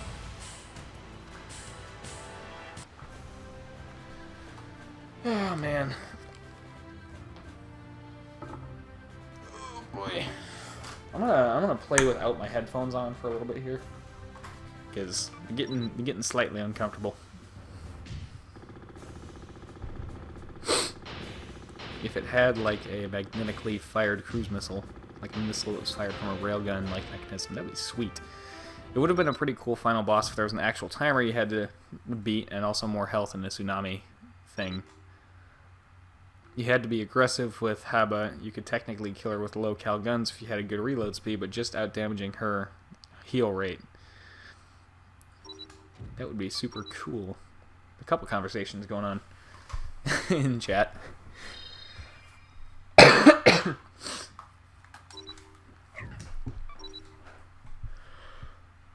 I wish I could turn on the AC, but it'd be really loud. It's hot. It's very hot. Well, it's not as hot as it has been, All but hands still. alert. Full speed Sink ahead. all enemy battleships. Well, tell me where they are, and I shall do your bidding. Let's launch my Airborne aircraft. units, attack. After all, some of them do have radar and stuff. Let's see what we got in front of us. Any battleships in this group? No. Okay, we'll ignore them for now. Of course, though, we know your favorite super ship, Amaterasu. Amaterasu. I've conquered Amaterasu. I'm over him. I ain't even mad anymore. I've conquered him. We got the drill ship in Naval Ops Commander. Enemy ship sunk. We did it in the Enemy Let's ship Play. sunk. We've conquered Enemy that. ship sunk. I ain't even mad anymore.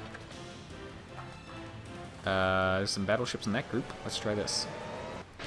That bow-mounted drill again. I get legit flashbacks to Commander, man. Enemy battleship Because sunk. yeah, the ICBM would be a legit threat to other nations, and you should fail a mission if you let him escape, and he should try to escape.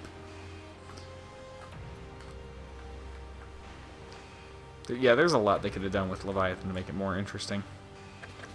It was a dark time, but it's all good now. Yeah, 3 episodes in a row that just so happened to be during a batch recording where I couldn't actually get help from you guys, because it was a batch recording. And that's when we just so happened to fight Amaterasu. Enemy battleship sunk. So, go figure. Everything, the stars aligned to just say, hey, screw you today. If Leviathan could make waves that mess with your ships and had that ICBM launcher, it would be a worthy opponent. It absolutely would be. And it would have been way more fun. And way more memorable.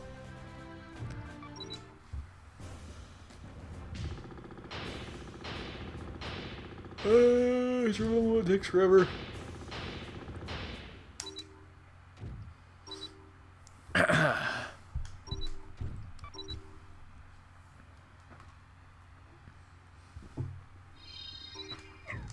believe it's possible. I don't know why this popped into my head, but I believe it would be possible to actually switch games during the live stream. I'm not saying we're going to, but in theory, I should be able to do it. Because as long as the PS2 stays on, it keeps going, it keeps capturing. So that might be possible. I don't know. I remember that Amaterasu was the first victim of the wave gun you got off of Druna's Gas 2. Yes, I do remember that. Cool concept, underwhelming execution. Real talk though, which is more intimidating as the best second playthrough boss? Silverborn Negla or Ragnarok? I would say Ragnarok, honestly. Silverborn is cool and still memorable, Destroyed. but I would give that to Ragnarok, honestly. I think Silverborn Negla is cool and unique, and he does have his own like model. It's not like they just copy and pasted Druna again, but it's still remarkably similar to Druna. So the thing with Ragnarok is that it is a totally alien vessel that is entirely new. You've never seen anything like that up until that point in the game. So there's more of a shock and awe kind of factor to Ragnarok.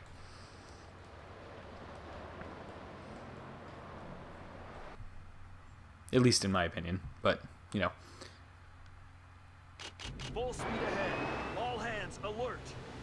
Ragnarok I breezed due to magnetic pulse guns. I didn't have magnetic pulse guns the first bunch of times that I fought Ragnarok, so I didn't have that luxury. And it was a massive pain for me. Ragnarok was always way harder for me than Sulfur War ever was. Let's see, I need to go down to my... Whoops. Nope, I need to go down to my... What's happening? I'm messing up all the buttons. There we go. I do think Ragnarok is more aesthetically pleasing. Sulfur War was a nightmare due to being extremely hard to kill. Didn't we... I mean, we got him in like a couple tries in the Let's Play though, didn't we? Like, we got him pretty quick. I don't know. Maybe we just got lucky, but... Speed! Fix my... There we go. Fix the local radar. Speed! Sink all these guys. My aircraft, my ducks need to get over there and deal with all those enemy aircraft that are tormenting our land base installations here. Clean up the remaining aircraft. Okay. Oh, that was the secondary objective that was down there. Let's see. I had to play that mission like 20 times, even with Sea Orc Wave guns, and that boss is now ingrained into my brain. Naval Ops Commander Sulfur Bore is extremely inferior to Warship Gunner 1 Sulfur Bore. I don't honestly remember. It's been so long since we played Warship Gunner 1 against Sulfur Bore. I honestly don't even remember much about that fight. It's just been so long. I don't remember if we did pretty well or if we struggled. I honestly don't remember. Isn't Druna's Cast 2 in Warship Gunner 1? New. That would be... That was, Commander.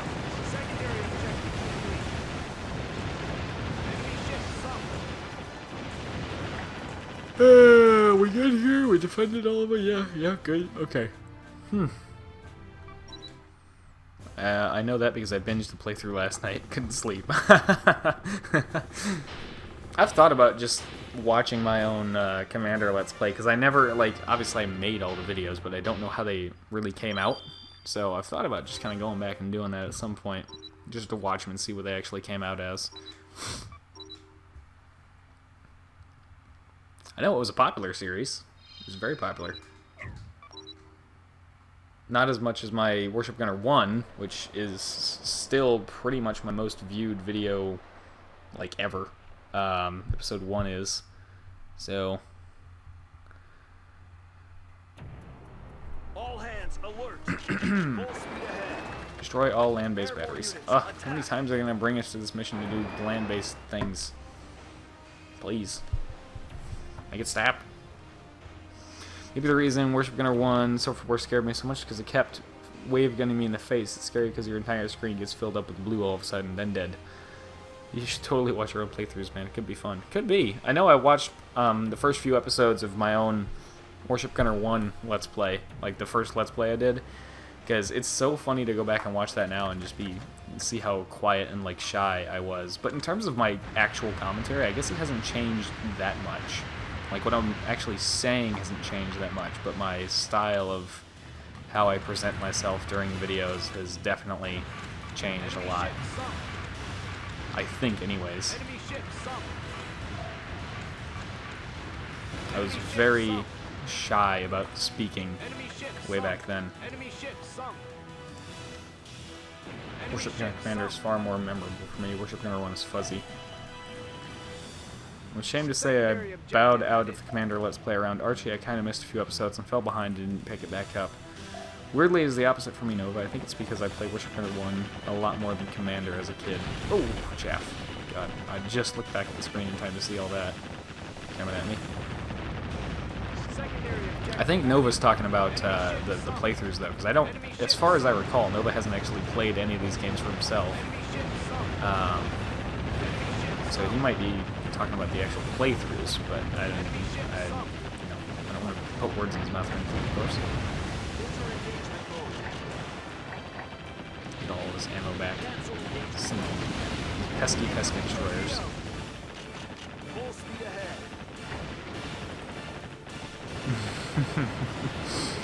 Yeah, Antony would have missed the Amaterasu rage. Cancel engagement mode. That was not a fun fight. And not only, I mean, the most rewarding thing about the fact that we got the drill ship hull wasn't just that we got the drill ship and it was cool.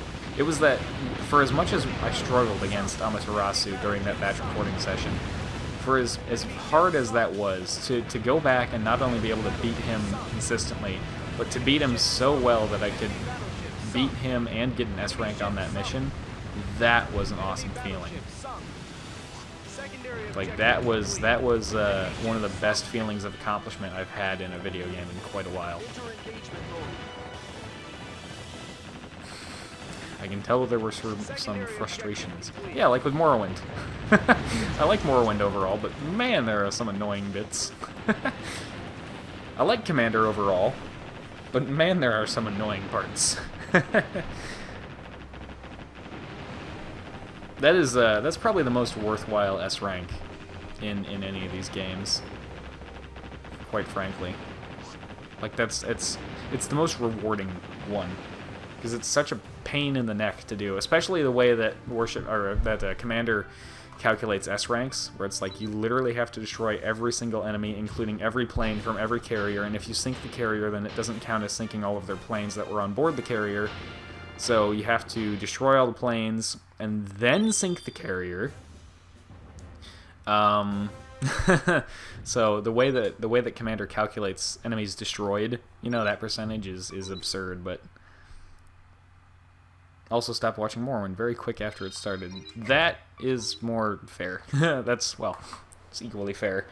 Yeah, Morrowind was a bit more of a grind for me to get through, but All hands alert. this has got to be this is absolutely a Braun specific mission because I don't even remember this map. This is something interesting about this mission is that it's a Braun specific mission, and it's pretty much a Braun specific map too. It's like I don't recall seeing this map any other time. Also, I think this might be the Habakkuk battle. I think, maybe not. It has aged a bit, to be fair. Yeah, Morrowind it's hard to, like I said a lot during that Let's Play, it's hard to unadapt. It's hard to adapt backwards. It's hard to, because I wasn't just coming into Morrowind from nothing else. I was coming into Morrowind from Skyrim, which is remarkably updated compared to Morrowind, as you'd expect, of course, but it's hard to go back and play old games. Like, I'm having a decent, you know, I got Fallout 4 when it was on sale. I have not historically been a fan of Fallout, so, you know, but I kind of like Fallout 4. I haven't put a ton of time into it. It hasn't really grabbed me that much, but, you know, I like it. It's cool. But I have Fallout 3, and I can't bring myself to play it. I just can't do it. And I have Oblivion as well, and Oblivion is cool, but I just can't bring myself to sit down and play it. That's part of the reason I want to Let's Play Oblivion at some point, because it's the only way I'm going to let myself actually finish playing it. And I think, you know, the same goes for Morrowind. If I didn't do a Let's Play of Morrowind, who's to say I actually would have, you know, bothered to finish it? I might not have. I might have just been too annoyed to go on with it. But, I mean, way back when I started YouTube, I made a promise during that, you know, Warship Gunner 2 Warship Gunner 1 Let's Play that I was going to finish what I started. And, you know, I hold to that now. So, starting that Morrowind episode, starting that Morrowind Let's Play, man, I was going to finish it. Even if I was not having as much fun as I could have been, I was going to finish that. So,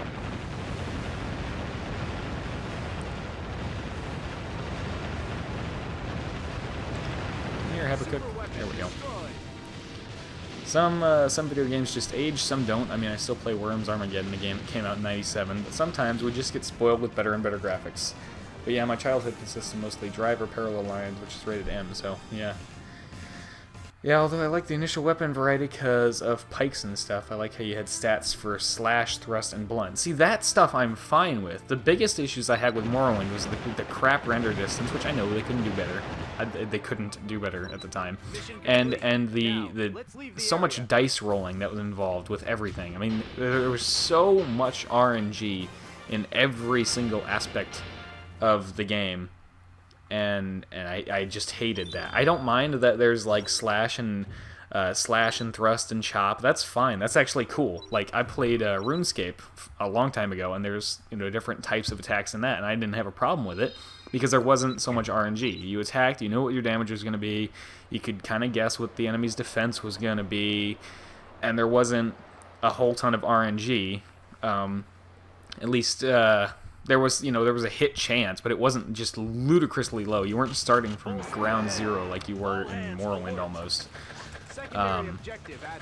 Like when you're literally starting a game with a 5 or 10% chance to hit an enemy if you're out of fatigue, that is absurd. Oh my god. I still can't believe that's how that game works. It's absurd to me. But you certainly display a strong confidence when it comes to completing video games. Well, thank you. I try. I really try. I mean, like I said, you know, a long time ago, and I've continuously said, the only reason I would ever stop a Let's Play or cancel a Let's Play is because I'm physically incapable of recording it anymore.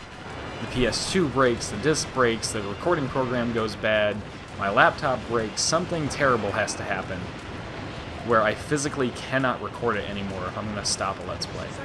Nothing short of that, you know, almost nothing short of that will stop me from finishing a game.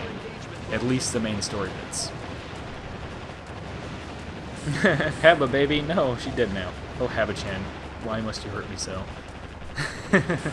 Yeah, Habakkuk was... Well, I mean, look at the weapons I have, you know? We don't expect much challenge from Habakkuk. Besides the rated M content, though, it wasn't still a very good game, even if I still have the disc after all this. I even still have the disc after all this time. If it is scratched all to hell. Driver Parallel Lines. I don't know that game. I've never heard of that game. I've honestly never heard of that. I'm afraid to open more tabs, though, and make the internet work. I don't want to make the internet work harder than it already is, because, you know, we're streaming.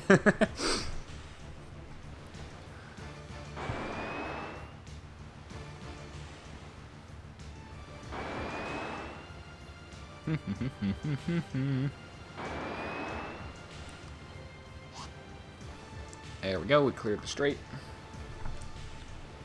Bishop played Driver San Francisco, which he says is pretty darn good. Yeah, I don't know anything about the Driver games.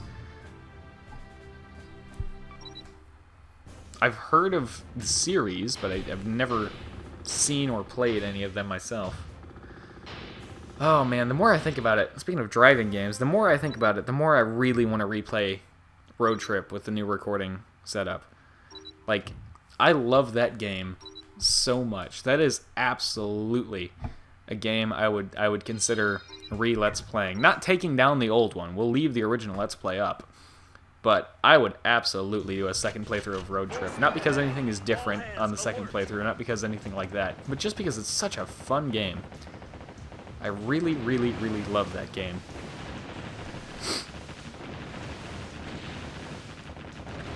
It's just so amazing in, like, every regard. Even if it is a little cheesy, you know? And it is kind of cheesy. But it's so much fun, man. It's just such a good game. I would enjoy another playthrough of it because I wouldn't be pulling my hair out over the stupid recording problems. I'm sure some of you guys remember the kinds of nonsense distortion crap, that stupid bug that we would deal with on, you know, multiple times a week. There would be several nights a week where the recording would just be like, yeah, I'm not gonna work today, so, you know, screw you. And it's like, it's so frustrating to only be able to get like 4.5-minute clips before the distorted laggy thing comes up. And I could barely have fun with the game because I was so frustrated and paranoid about this stupid recording program not working. And now that we have Elgato, I would love to redo that game so I could actually enjoy it, you know? I love Naval Ops, but Road Trip has a special connection with me. Yeah, I'm kind of the same way, because here's the other the other thing about Road Trip for me. I didn't play Warship Gunner when I was that young. I played it because my dad had it on his PS2, and by the time I was actually playing it, I was probably in like 10, no, or later than that, like 12 or 13, so I wasn't super young, so I didn't have a really early influence, or really early contact with Warship Gunner. But Road Trip I had contact with when I was 7 or 8 years old, because my neighbor that I was friends with had it, and he lied to me and told me, he was a few years older than me, so of course he's got to be the cool kid. So he lied to me and told me it was like a really rare game that they only made like 20 discs of or something like that, and you know, I was like, ooh, shiny. So he'd bring it over and we'd play that. But I actually had a lot of fun playing Road Trip when I was that young. So Road Trip had a much earlier influence on me than Naval Ops or Warship Gunner ever did. But I should chaff up here. Chaff. So nothing against Naval Ops, of course, but I love Road Trip so much. I only bought it for £10 because I could not afford any other video game in the shop. The game had a certain charm to it. And I think that's another great thing about Road Trip, is it's such an unsuspecting game. You're just like, what is this? Especially when you first load it up, you're like, what am I actually playing right now? What the hell am I looking at here? And then you start playing it, and you're like, this is actually a really solid game. Only potential problem with sending you that game would be there's a flaw in the disk somewhere that prevents it from loading the 2003 era. Yeah. I don't know, it's something I suppose I could look into first and see if it's something I would even like to play. And then, I don't know, maybe I could look for a copy somewhere, but I don't know. Let's see, a sense of pure-hearted adventure. Yes, Road Trip really did have a spectacle to it. You know, you got to go around this really interesting world that was legitimately interesting, and see these cool locations that were, again, legitimately enticing and interesting, and you see these awesome locations and be like, oh wow, that looks really cool. It sticks with you. And then the other cool thing is you hear about these other towns from the previous towns. So like when you're in, for example, when you're in the Oriental town, Fuji City, right? You might hear some stuff about my city, or you might hear some stuff about Sampolis, and now you're excited to go there and see what they were talking about. So, let's see. No, or maybe it's my PlayStation. It could be the PlayStation. I know I have my Wii here. My Wii does not like discs anymore. It's the game discs are hardly scratched, but it just doesn't like discs anymore as much as it used to. So I almost can't play CDs in it, but it could be the PlayStation. It's more likely the disc, but it could be the PlayStation. I wish you could repair discs that got flaws like that. I had to buy another Road Trip adventure because I think I broke it. I lost it that day. Yeah, I've broken some discs. Not very often, like literally just once or twice, maybe 3 times at the most. But it is really, really sad when you realize that a game or a movie even just doesn't work anymore. And that sucks. I've done that to a couple of movies, because we have a bad habit of using soft cases, soft like folding sheets kind of cases for movies and discs and stuff. And of course, with stuff like that, they tend to break sometimes. And I've been really upset by some broken movies before. Luckily, the internet lets me pick up games whenever I want to now, so I can just get another replacement. Yeah, the internet is pretty good about that. Here's another thing about Trollseeker, since we're here now. Trollseeker is just another kind of pushover. And it's kind of a shame, because his part that he plays in the story is really, really, really, really, really important. Like, if you actually pay attention to the story of what happens when you're fighting Trollseeker, it matters a lot to the overall story of what the hell's going on. But it's just such a quick and underwhelming fight that you're like, well, that was disappointing. And it's real easy to miss what happens. Everything looks so angular and blocky. I don't know. I guess that's the only reason I don't think it looks that cool, but... He's giving us slightly more problems here. I don't remember him being this hard on... Oh, that's why. He wasn't this hard on the last survival playthrough because we wave gunned him last time. Let's see. But yeah, if you ever want to do another Road Trip playthrough, I'm up for it. I'd give give it some time first since you did it recently in terms of internet time. Fun fact, Trollsegir's name is misspelt. It's meant to be Trollslegger, but yeah, Trollslegger needed more hype to it. Maybe if it used the photon gun more. Yeah, if it used the giant laser on the front more, it'd be really cool. It'd be more memorable, but... Well, I guess explaining it would be good. Driver Parallel Lines is a game set in the 1970s something. Obviously, it's a game about cars. Okay. I assume it's a street racing game? I'm guessing? You know? But 70, I mean, I could get down with the idea of racing 70s muscle cars and stuff around, if that's kind of what it is. That would be awesome. I'm a big fan of well, I shouldn't say a big fan, especially not compared to some people, but I like the way those kinds of cars looked. I like the old Firebirds and old Camaros and stuff, the old Dodges, was it the Charger that they had then? That was like really, really... Here's the thing, there's a lot of cars that look similar. So like a Firebird looks reasonably similar to an old Camaro from about the same time, or like the Chevelle looks reasonably similar to a Dodge from the same time, at least to someone like me who's not a car guy. But you know, they do look. I love those cars of the time. Like, so if you've ever seen some of the muscle cars that are in Watch Dogs, some of those are like from that sort of rough, you know, or inspired by cars from that sort of rough time period. Enemy ship sunk. Enemy battleship sunk. But Watch Dogs is another thing I want to do a Let's Play of. Enemy ship sunk. There's so many things, so many games I want to do. That's why we're, you know, back to 2 videos a day. That's also why Assassin's Creed is 30-minute videos instead of 20, so that we can actually get some stuff done. Make some real progress in the game. I should launch my aircraft. I always forget. Chaff.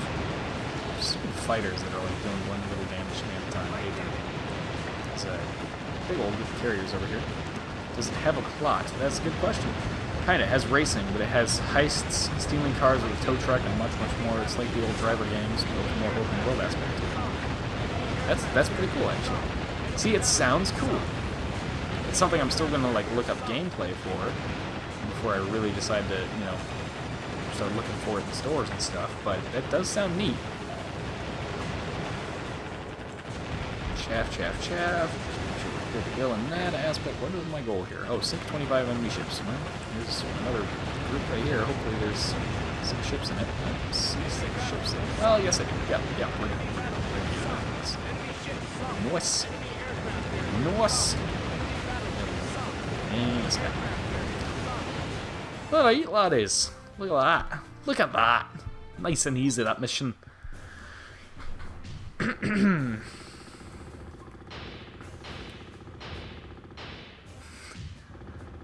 I can't use the Scottish accent if we're not hunting for lithium in Subnautica. It doesn't fit right.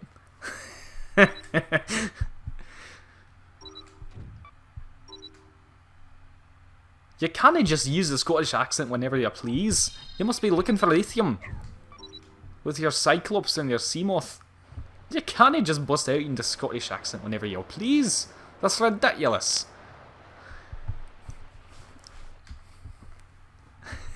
I know Bishop likes it when I go into a really bad accent.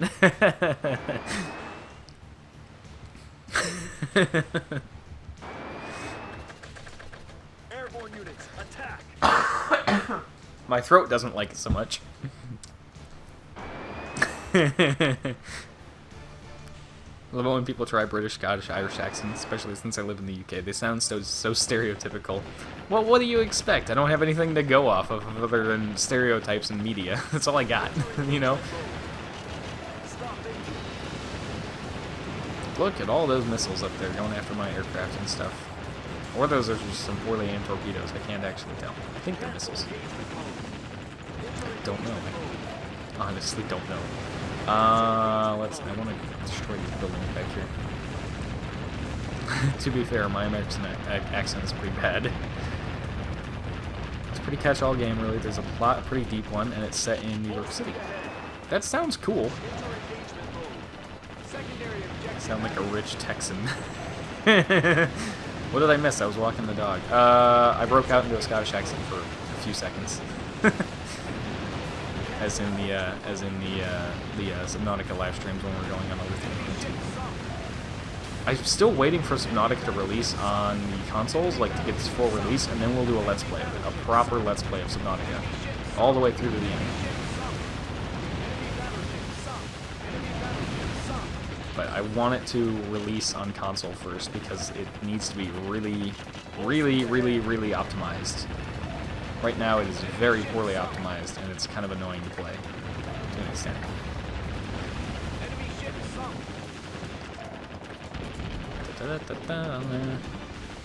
Fire off some chaff and all this. Oh yeah, I need to be going for buildings.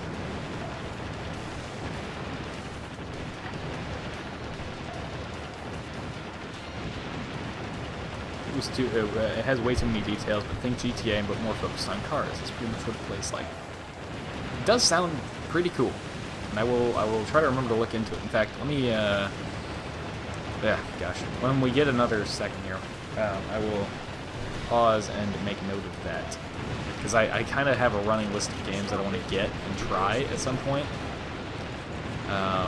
You know, in old game stores.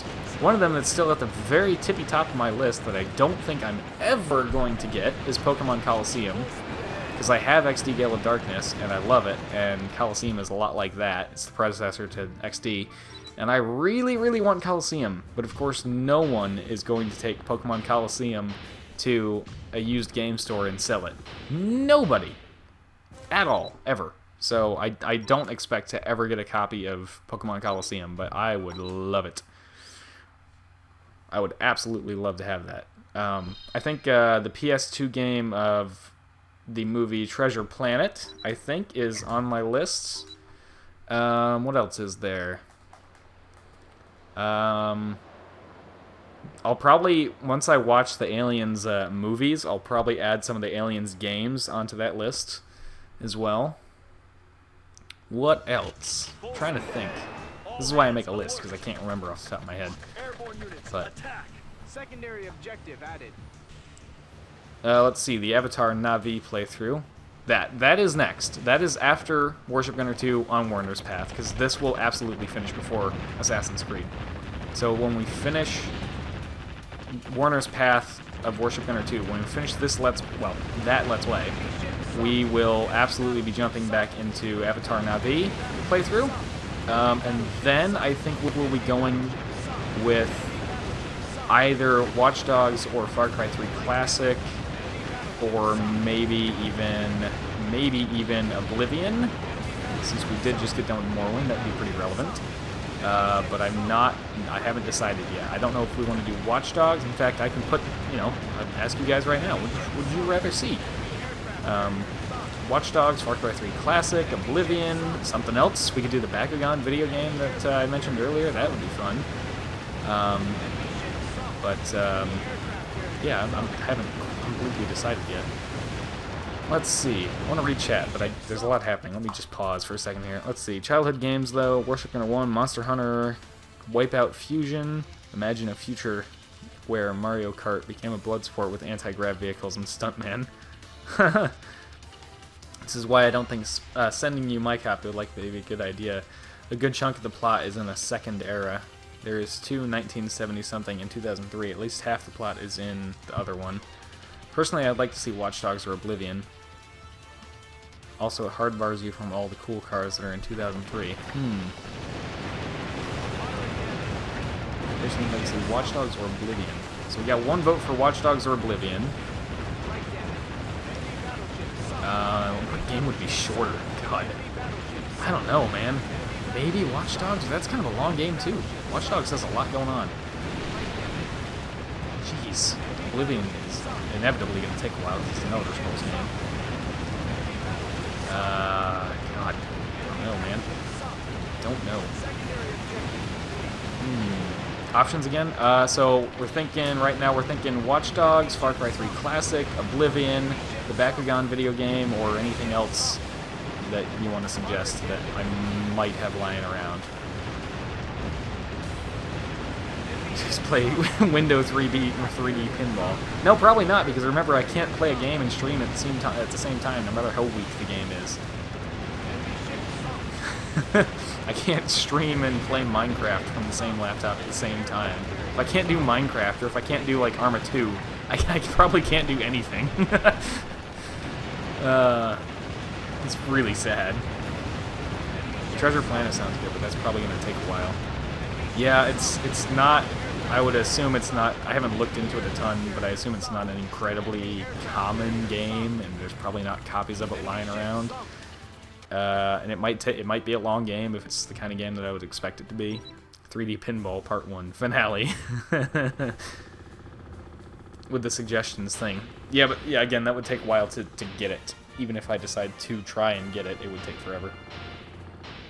You ever watch Treasure Planet, the Disney movie? Yeah, I think it's awesome. I love that movie.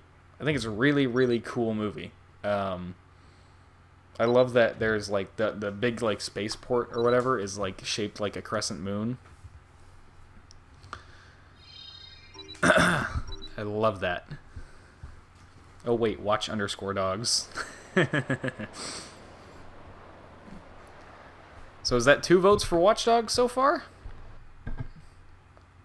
That might be 2 votes for Watch Dogs. We might be doing Watch Dogs after Assassin's Creed 4. Or if Assassin's Creed 4 takes absolutely forever, we might be doing we might be doing Watch Dogs after the Na'vi playthrough of Avatar. Whichever happens first. Come here, Vogel. I'm not afraid of you. You're so easy to dodge. You look so cool, but you're just so weak. You're so weak, Vogel. What do you think of Watch Dogs 2? I did not play Watch Dogs 2. I didn't have money when it came out. There was other games I was getting, and I just didn't. I didn't get it. I probably would like it. It looks like they made some significant improvements over Watch Dogs 1, but I just haven't played it. But I would love to get it at some point. Maybe it goes on sale on Xbox, but my friend thinks it's apparently a hipster simulator. His words, not mine. Yeah, I mean, yeah, based on the main character that you play as in Watch Dogs 2, yeah.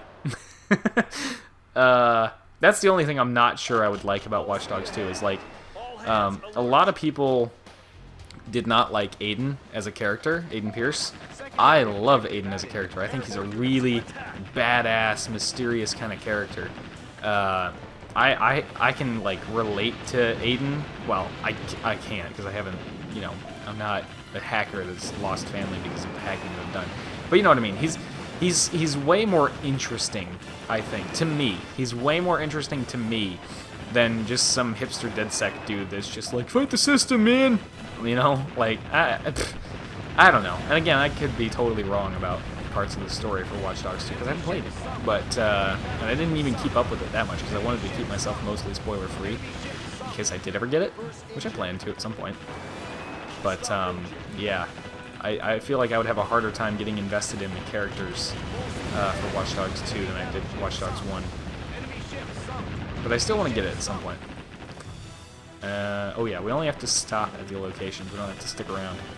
Sit there. Novatope has another vote for Watch Dogs, so we're definitely doing Watch Dogs after the next Let's Play to start after the Na'vi playthrough of Whatsamajigget will definitely be Watch Dogs. So I will remember that.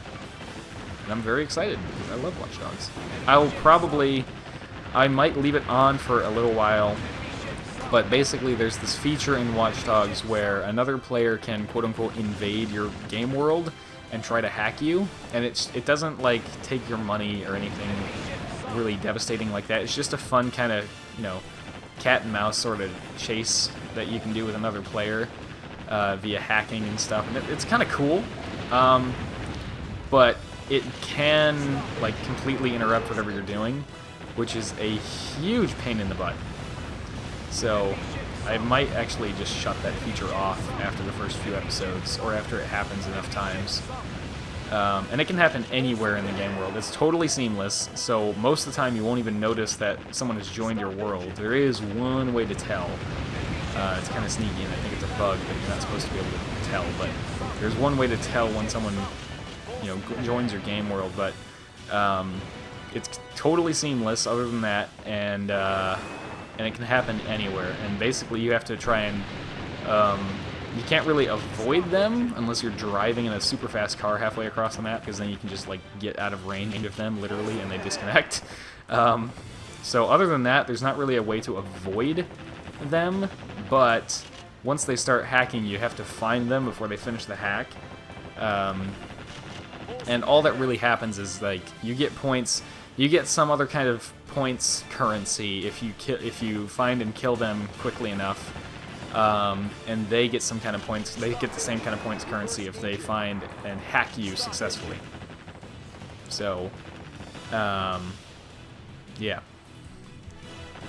It's just a fun little thing. It doesn't affect your in-game progress. You won't like lose a ton of money if they successfully complete the hack or anything, but it's just a fun little thing, but it can get annoying. Poor Vogel-san, blasted again. But apparently Watch Dogs 2 is a really good, apparently. The plot is more lighthearted. Watch Dogs 1 is more serious. Yes, Watch Dogs 1 is quite serious. And I should mention now, Watch Dogs 1 is very mature. There are scenes with, you know, partial nudity. There is, it's a very dark, very serious theme, especially in certain spots. There's lighthearted moments, of course, but Watch Dogs 1 can be very, very dark. So,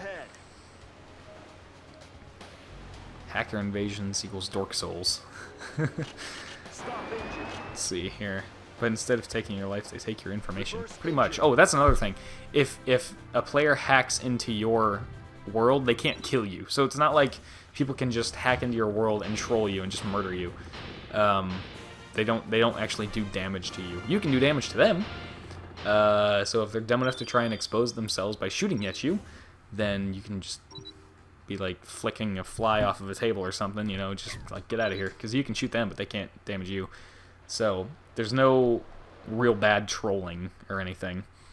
And it is neat to see how clever people be with their hiding spots and stuff, because you can choose to like run around a corner, hide in a bush, do whatever you need to do to hide from the player, but you still have to stay within a certain distance of them.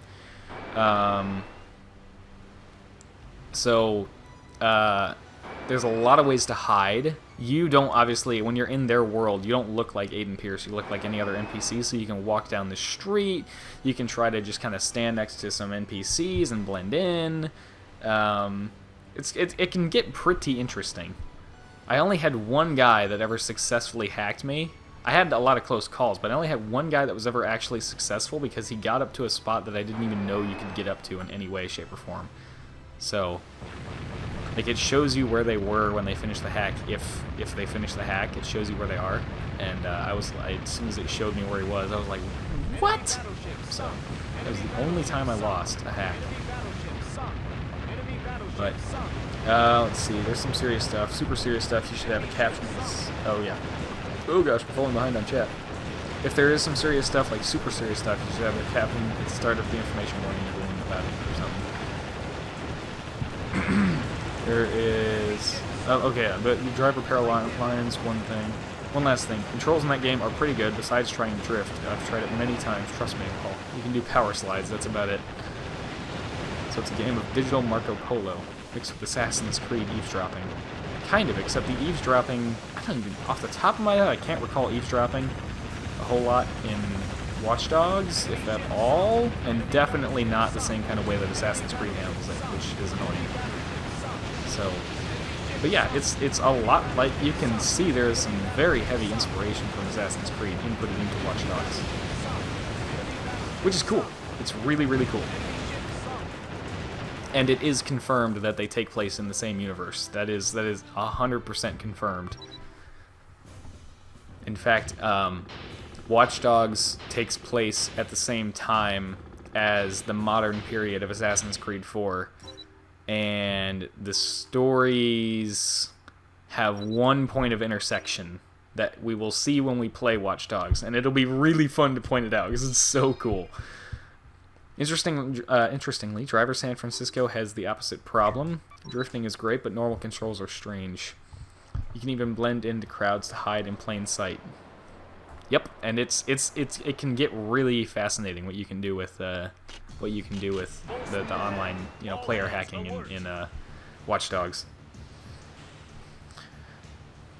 Can't you do like Abstergo hacking mission or something? No. No, it has to do... Gosh, if I say anything, it's going to spoil it. I don't want to say anything, because it will spoil it.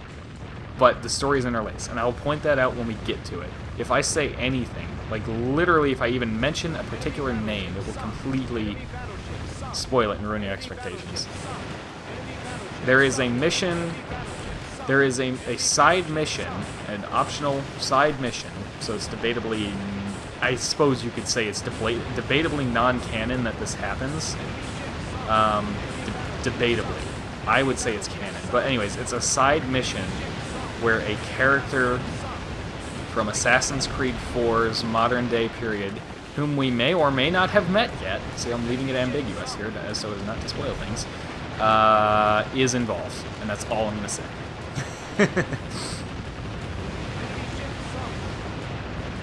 From what I've seen of AC in your playthrough, I'm kind of sad that Xbox Live made the worst one free.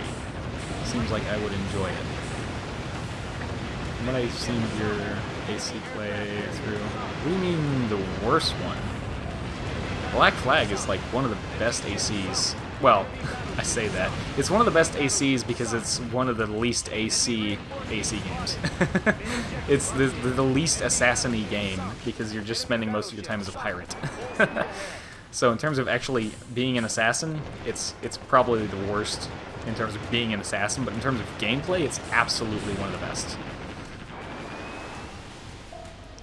They gave out AC2 for free at one point. I think, yeah, they gave out AC2 for free at one point. I think they gave out 3 for free at one point. They've given out a lot of Assassin's Creed games for free. I know for Black Flag especially, or in particular, they've given out the free version of the 360 version of the game, and they've given out the Xbox One version of the game for free. They've done both. So... Or maybe they didn't do the Xbox One version. No, maybe they didn't do the Xbox One version. I know they gave out the 360 version for free. That's how I got it initially. I think they may not have done the Xbox One version for free.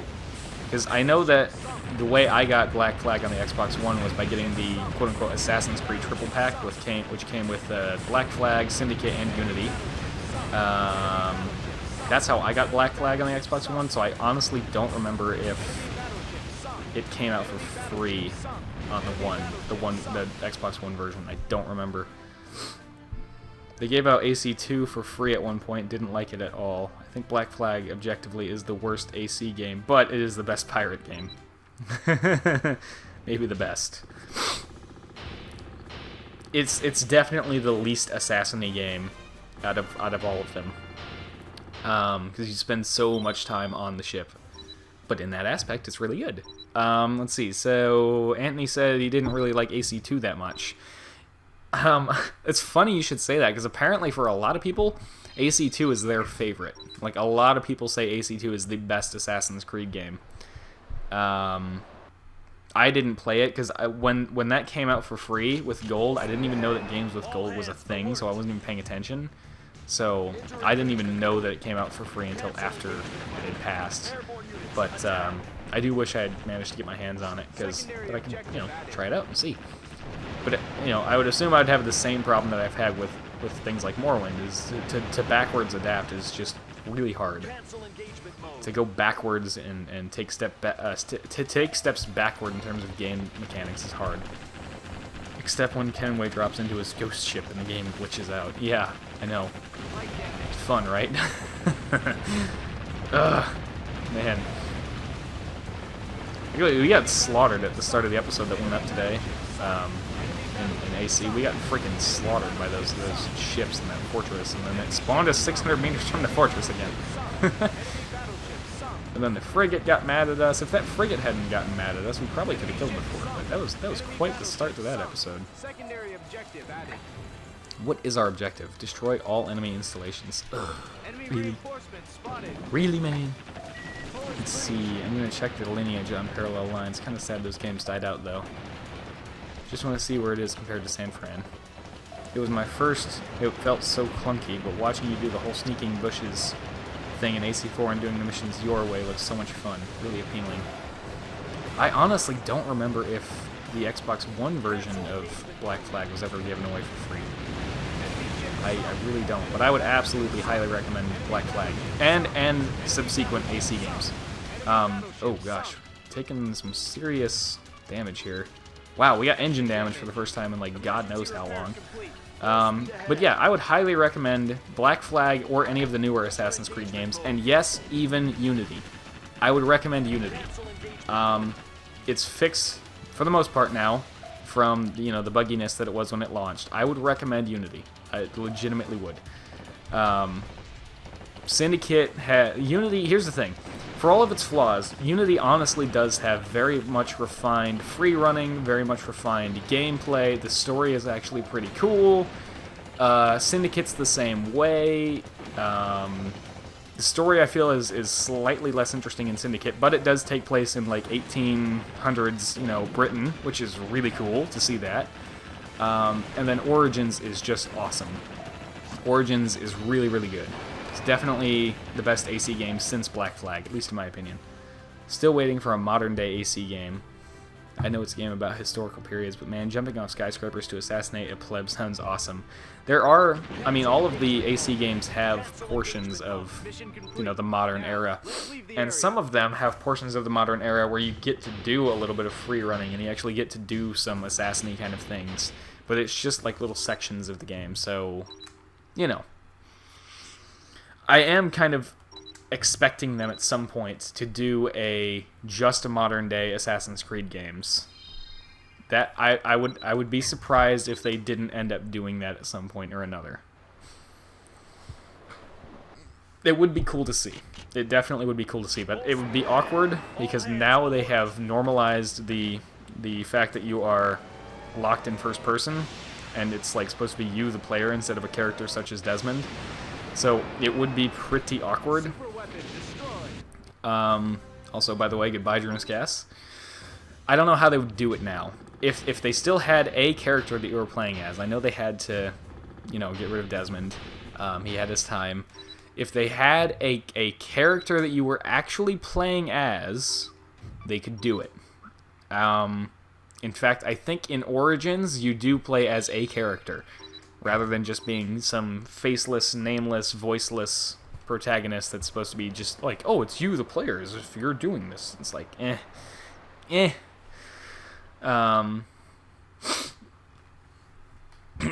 But I think you actually have a proper character in the modern era in Origins. I think. I haven't beaten Origins yet. I haven't actually come that close to beating Origins yet. But, yeah. Origins is another game, of course, I would love to do at some point. I would probably do, well, I should say, when we inevitably do another Assassin's Creed game, I will probably do Origins before I do any of the other AC games that I have.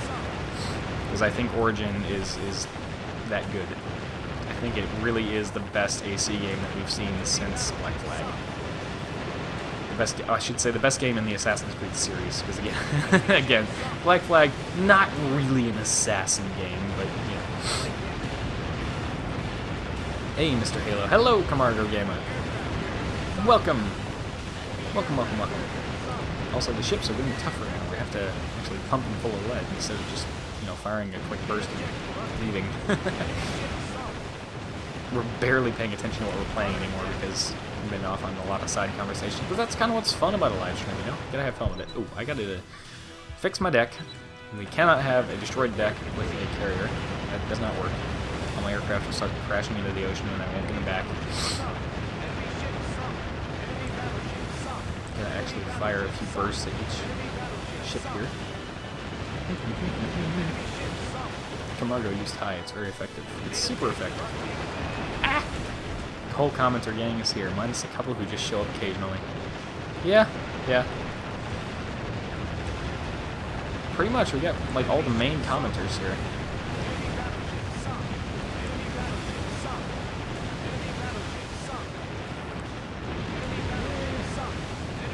There we go. Are we almost done here? Oh yeah, 3 more ships, then we're done. Let's see. Ah, there we are. Hello. Hello. The whole gang's here. Attack. attack. Some of those ships, they're definitely tougher. They're also like right at the end of the game, so you expect them to be. Enemy ship sunk. Ta-da! There we go. We are now. Thus, we are now dubbed the Cool Crew. Cool Crew, both being spelled with K's. Only a couple more missions left in this. Actually, exactly 2 more missions left in this. We gotta do 660 and 670. I know what both of them are. The Cool Crew Club. Okay, well now I see what you're going for. Yeah. I saw that, Anthony Dale. I saw what you're... I was waiting for... You know what? I was waiting for someone to do that. To add some other third K. I was waiting. I knew someone was going to do it. This just in, Anthony Dale's a Nazi. No. Anthony Dale's a Nazi white supremacist fascist who hates everything. No. See, if we have 4 kids, or if we have 4 Ks, you know, it's not exactly the KKK, it's the KKKK, which isn't the same. So we're good, right? Right? Totally.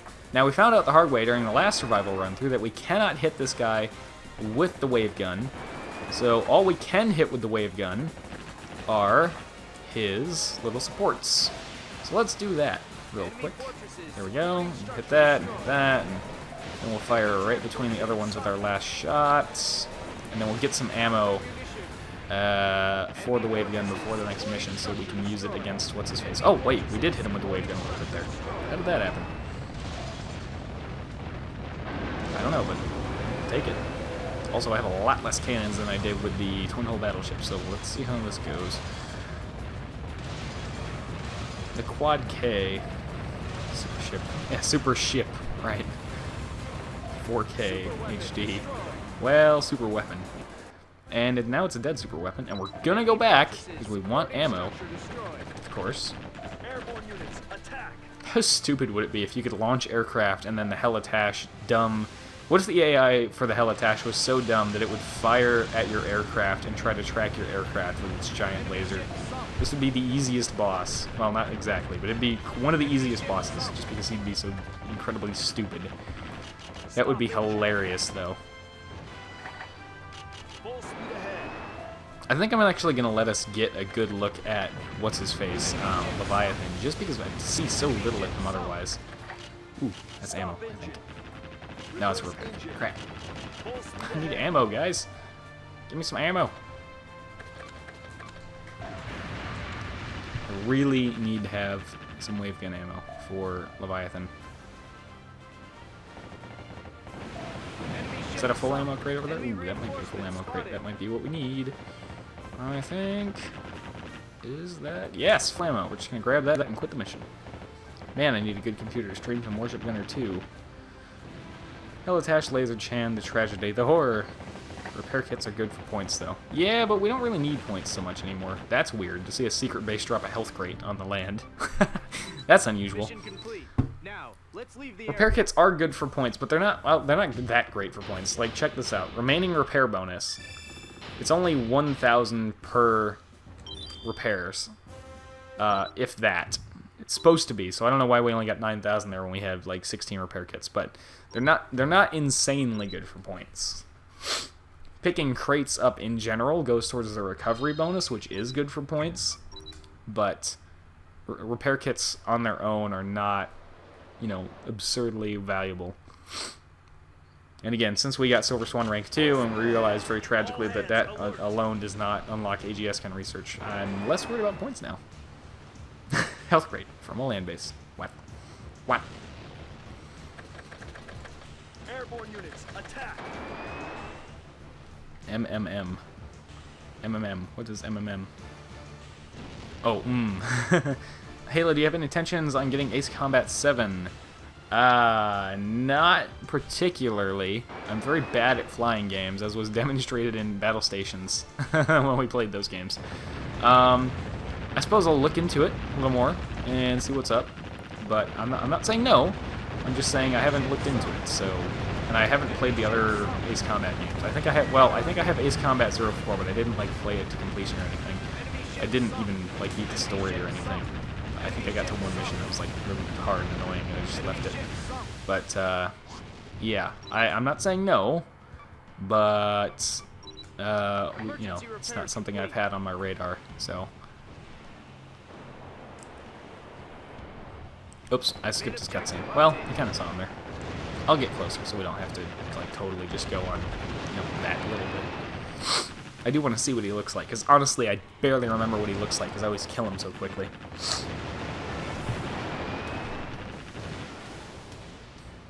Don't think of Ace Combat games as flight simulators. They're more like arcade-like than anything, except with a good plot and planes with lasers. I might have Ace Combat 4 lying around somewhere, and that's another game we could do as a Let's Play at some point. Because I've heard a lot of excellent things about Ace Combat, and I would be interested to give it a try. But I gotta see if I still have it lying around somewhere. And see, this is the final boss of the game, and look how little he's attacking us, and how quickly we're doing damage to him. This is absurd. This shouldn't be this easy. And I'm only using 5 turrets. I only have 5 turrets. Imagine how much quicker this would be going if I had this twin-hull battleship. This would be ludicrously fast. This would be over in a matter of seconds.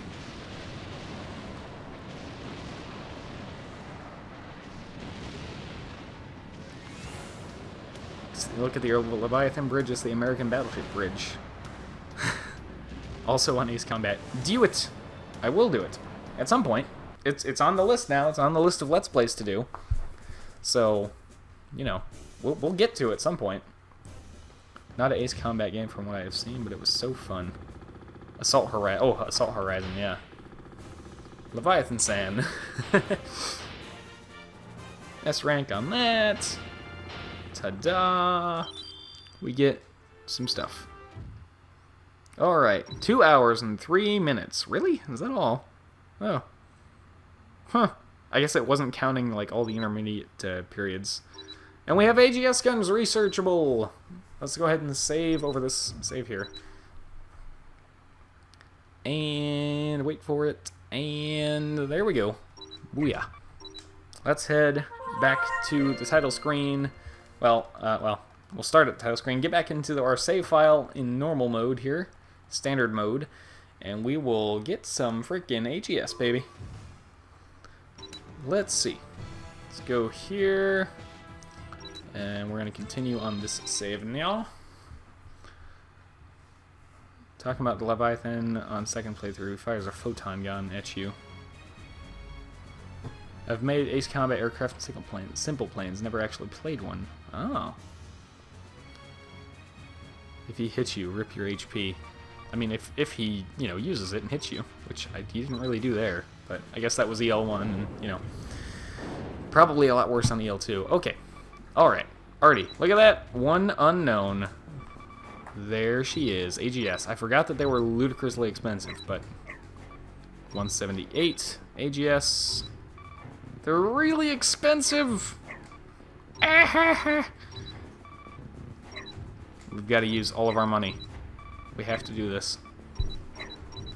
Oh my god. It's adding up quickly, but I think we can do it. Oh, let's see if we can get the barrels. Oh, we did it. We did it. 280 millimeter AGS guns with 3 barrels. Let's start that one just because. Woo! We did it. It can go on literally every type of ship. It is auto fire. It is awesome, and I am super excited. Check supership screen. Oh yeah, supership screen. Let's see. Get the barrels. Barrels. Phew. Remember the stats change depending on your difficulty. Supership screen. Let's see. Okay. Settings. We're on normal for now. Quarters, I would assume, is where this is. Let's see. Battle log. Nope, that's not the one. God, we only have 24 battle carriers. Jesus. Stage ranks, technical reference. Nope. Let's see. Medals, flags, and banners. Stage ranks. Nope. Well, hold on here. Let's see. Oh, here we go. Super weapon. Arahamaki. The perfect platter. Lord of Terror. Ragnarok. See, that's just a really unique design. 300,000 endurance. Speed 70 knots. So, let's see. I'm going to snap a picture of those weapons right there, and then we'll go and switch the difficulty and see if anything changes with the weapons. That's selfie mode. I don't want selfie mode. I don't take selfies. I use that mode to, like, record myself playing guitar, and that's it. I just don't take selfies. I'm not on Instagram or Snapchat or any of that crap. Made the Wyvern, the Morgan... Morgan without the aesthetic laser, and I was planning to make a CFA 44. Got bogged down, though. Stages. Maybe under stage ranks. Weapons don't change. I was under the impression that sometimes the weapons changed. Whoops, that's the wrong thing. Come on. Let's see. Settings. If I can not be an idiot and press the right buttons here, we can do this. There we go. We're on hard difficulty now. You know what? Let's have fun with this here. Let's knock it up to ultra hard and see what changes here. This is gonna be absurd, I bet, but let's find out. Okay, stage ranks, super weapon, Ragnarok, 450,000 endurance. That's honestly a lot less than I was expecting it to change. And let's see, the weapons look the same on this guy. Let's see, apparently Harima's weapons can change based on difficulty. So let's see here. Let's see. Let's do this. Only 75,000 endurance on ultra hard difficulty? I mean, I know he pumps out a lot of damage on this difficulty, but that's a lot less health than I would have expected. Now let's go back to, I don't know, let's make it a really drastic difference so we can see. Well, we don't want to make it unrealistically drastic. Let's put it on back at normal. There we go. Quarters again. Harima's guns get bigger the harder it is. Okay, stage ranks. Nope, not Whirlwind. Ah, jeez, buttons. Where is he? I already passed him. Wow, I'm an idiot. There he is. Oh wow, yeah, look at that. So he has quite a bit less health. He has about a third less health. He's 5 knots slower. And let's see, from top to bottom, I'll read off what he had on ultra hard difficulty. From top to bottom, he had 100 centimeter gun, 45.7 centimeter gun, a 60 centimeter rocket launcher, 88 millimeter 2-barreled revolving gun, 50.8 centimeter gun, and multi-purpose missile VLS. So, yeah, it looks like all of his guns did, well, most of his guns did indeed get smaller. So it's less about the health that they have on higher difficulties and more about the damage that they pump out. So, yeah. Well, we're going to save the game again real quick. We're in the same slot. Gonna redesign your ships with AGS in this stream. I think we'll do that in the episode because that's kind of an important, factor. It's a really mainline thing. So I think we'll save that for the actual episode. What I'm gonna do right now is I'm gonna take a quick break, just run to the bathroom real quick, and then we're gonna come back and I'm gonna test something else now that we're at the end of the stream. So I'll be right back in a minute or two.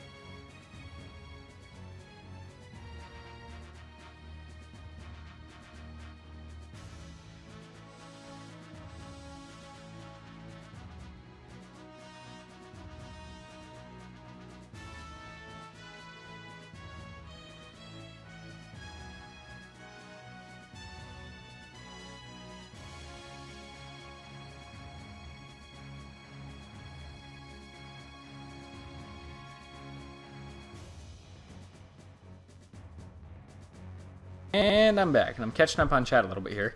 Camargo, you have your name on the the twin hull battleship.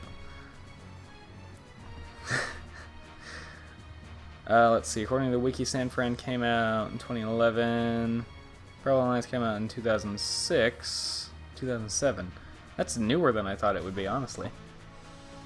Okay, so the thing I want to test, right, is, remember earlier we discussed the potential of switching discs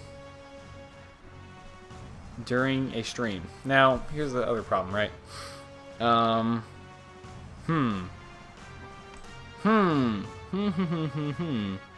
know what? I'd rather do that in a test stream. I'd rather do that in a test stream because I don't want to mess this one up. So, I'll do it. I'll probably end up doing another test stream, maybe tonight, maybe some other time, where I just try to switch discs in the PS2 and just see if it keeps going, if the stream keeps running. But I'd rather do that in a test stream.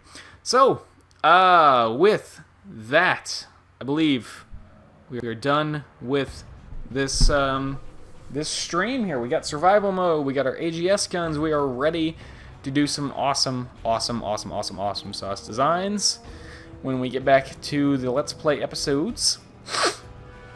Yeah, so I think we will call it pretty much good for this episode. What frigates do I have unlocked? My favorite is UK Frigate 2. Let's go investigate real quick, and then we'll go ahead and end off the live stream. I don't think I have most of them. I think I only have US Frigate 2, because the other ones are still dotted lines. I bet I gotta find the other ones. Let's see. Design. Nope, R&D. Here we go. As far as I remember, the other frigate hulls are just dotted lines right now, which means I gotta find them somewhere. Yeah, so, yeah, all I have is US Frigate 2 right now. So we gotta find some of the other frigate hulls if we want to use them. But we will worry about some of that stuff either in the special episodes or in Let's Plays, because my throat is ready to take a break. So, for now, we will be calling it good for this episode here. And calling this live stream good right there. So, yeah, that's it. Survival mode, Braun, done.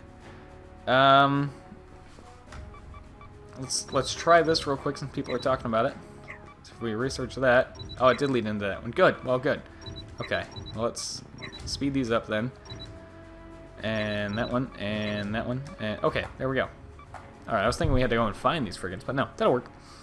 Okay, so real quickly, let's compare 13,000, 16,000, that's pretty sweet, 15,000, 15,500. So the UK has the most weight capacity. It's also one of the lightest hulls. Has a really interesting deck. I don't know if I'm going to like that deck. But we'll start all four of these. In fact, we'll just finish all four of them. Because why not? Oops. There we go. And the German. Okay. Really got to end the stream because my throat's going to kill me. We have all of our frigates ready to go. We have the AGS guns ready to go.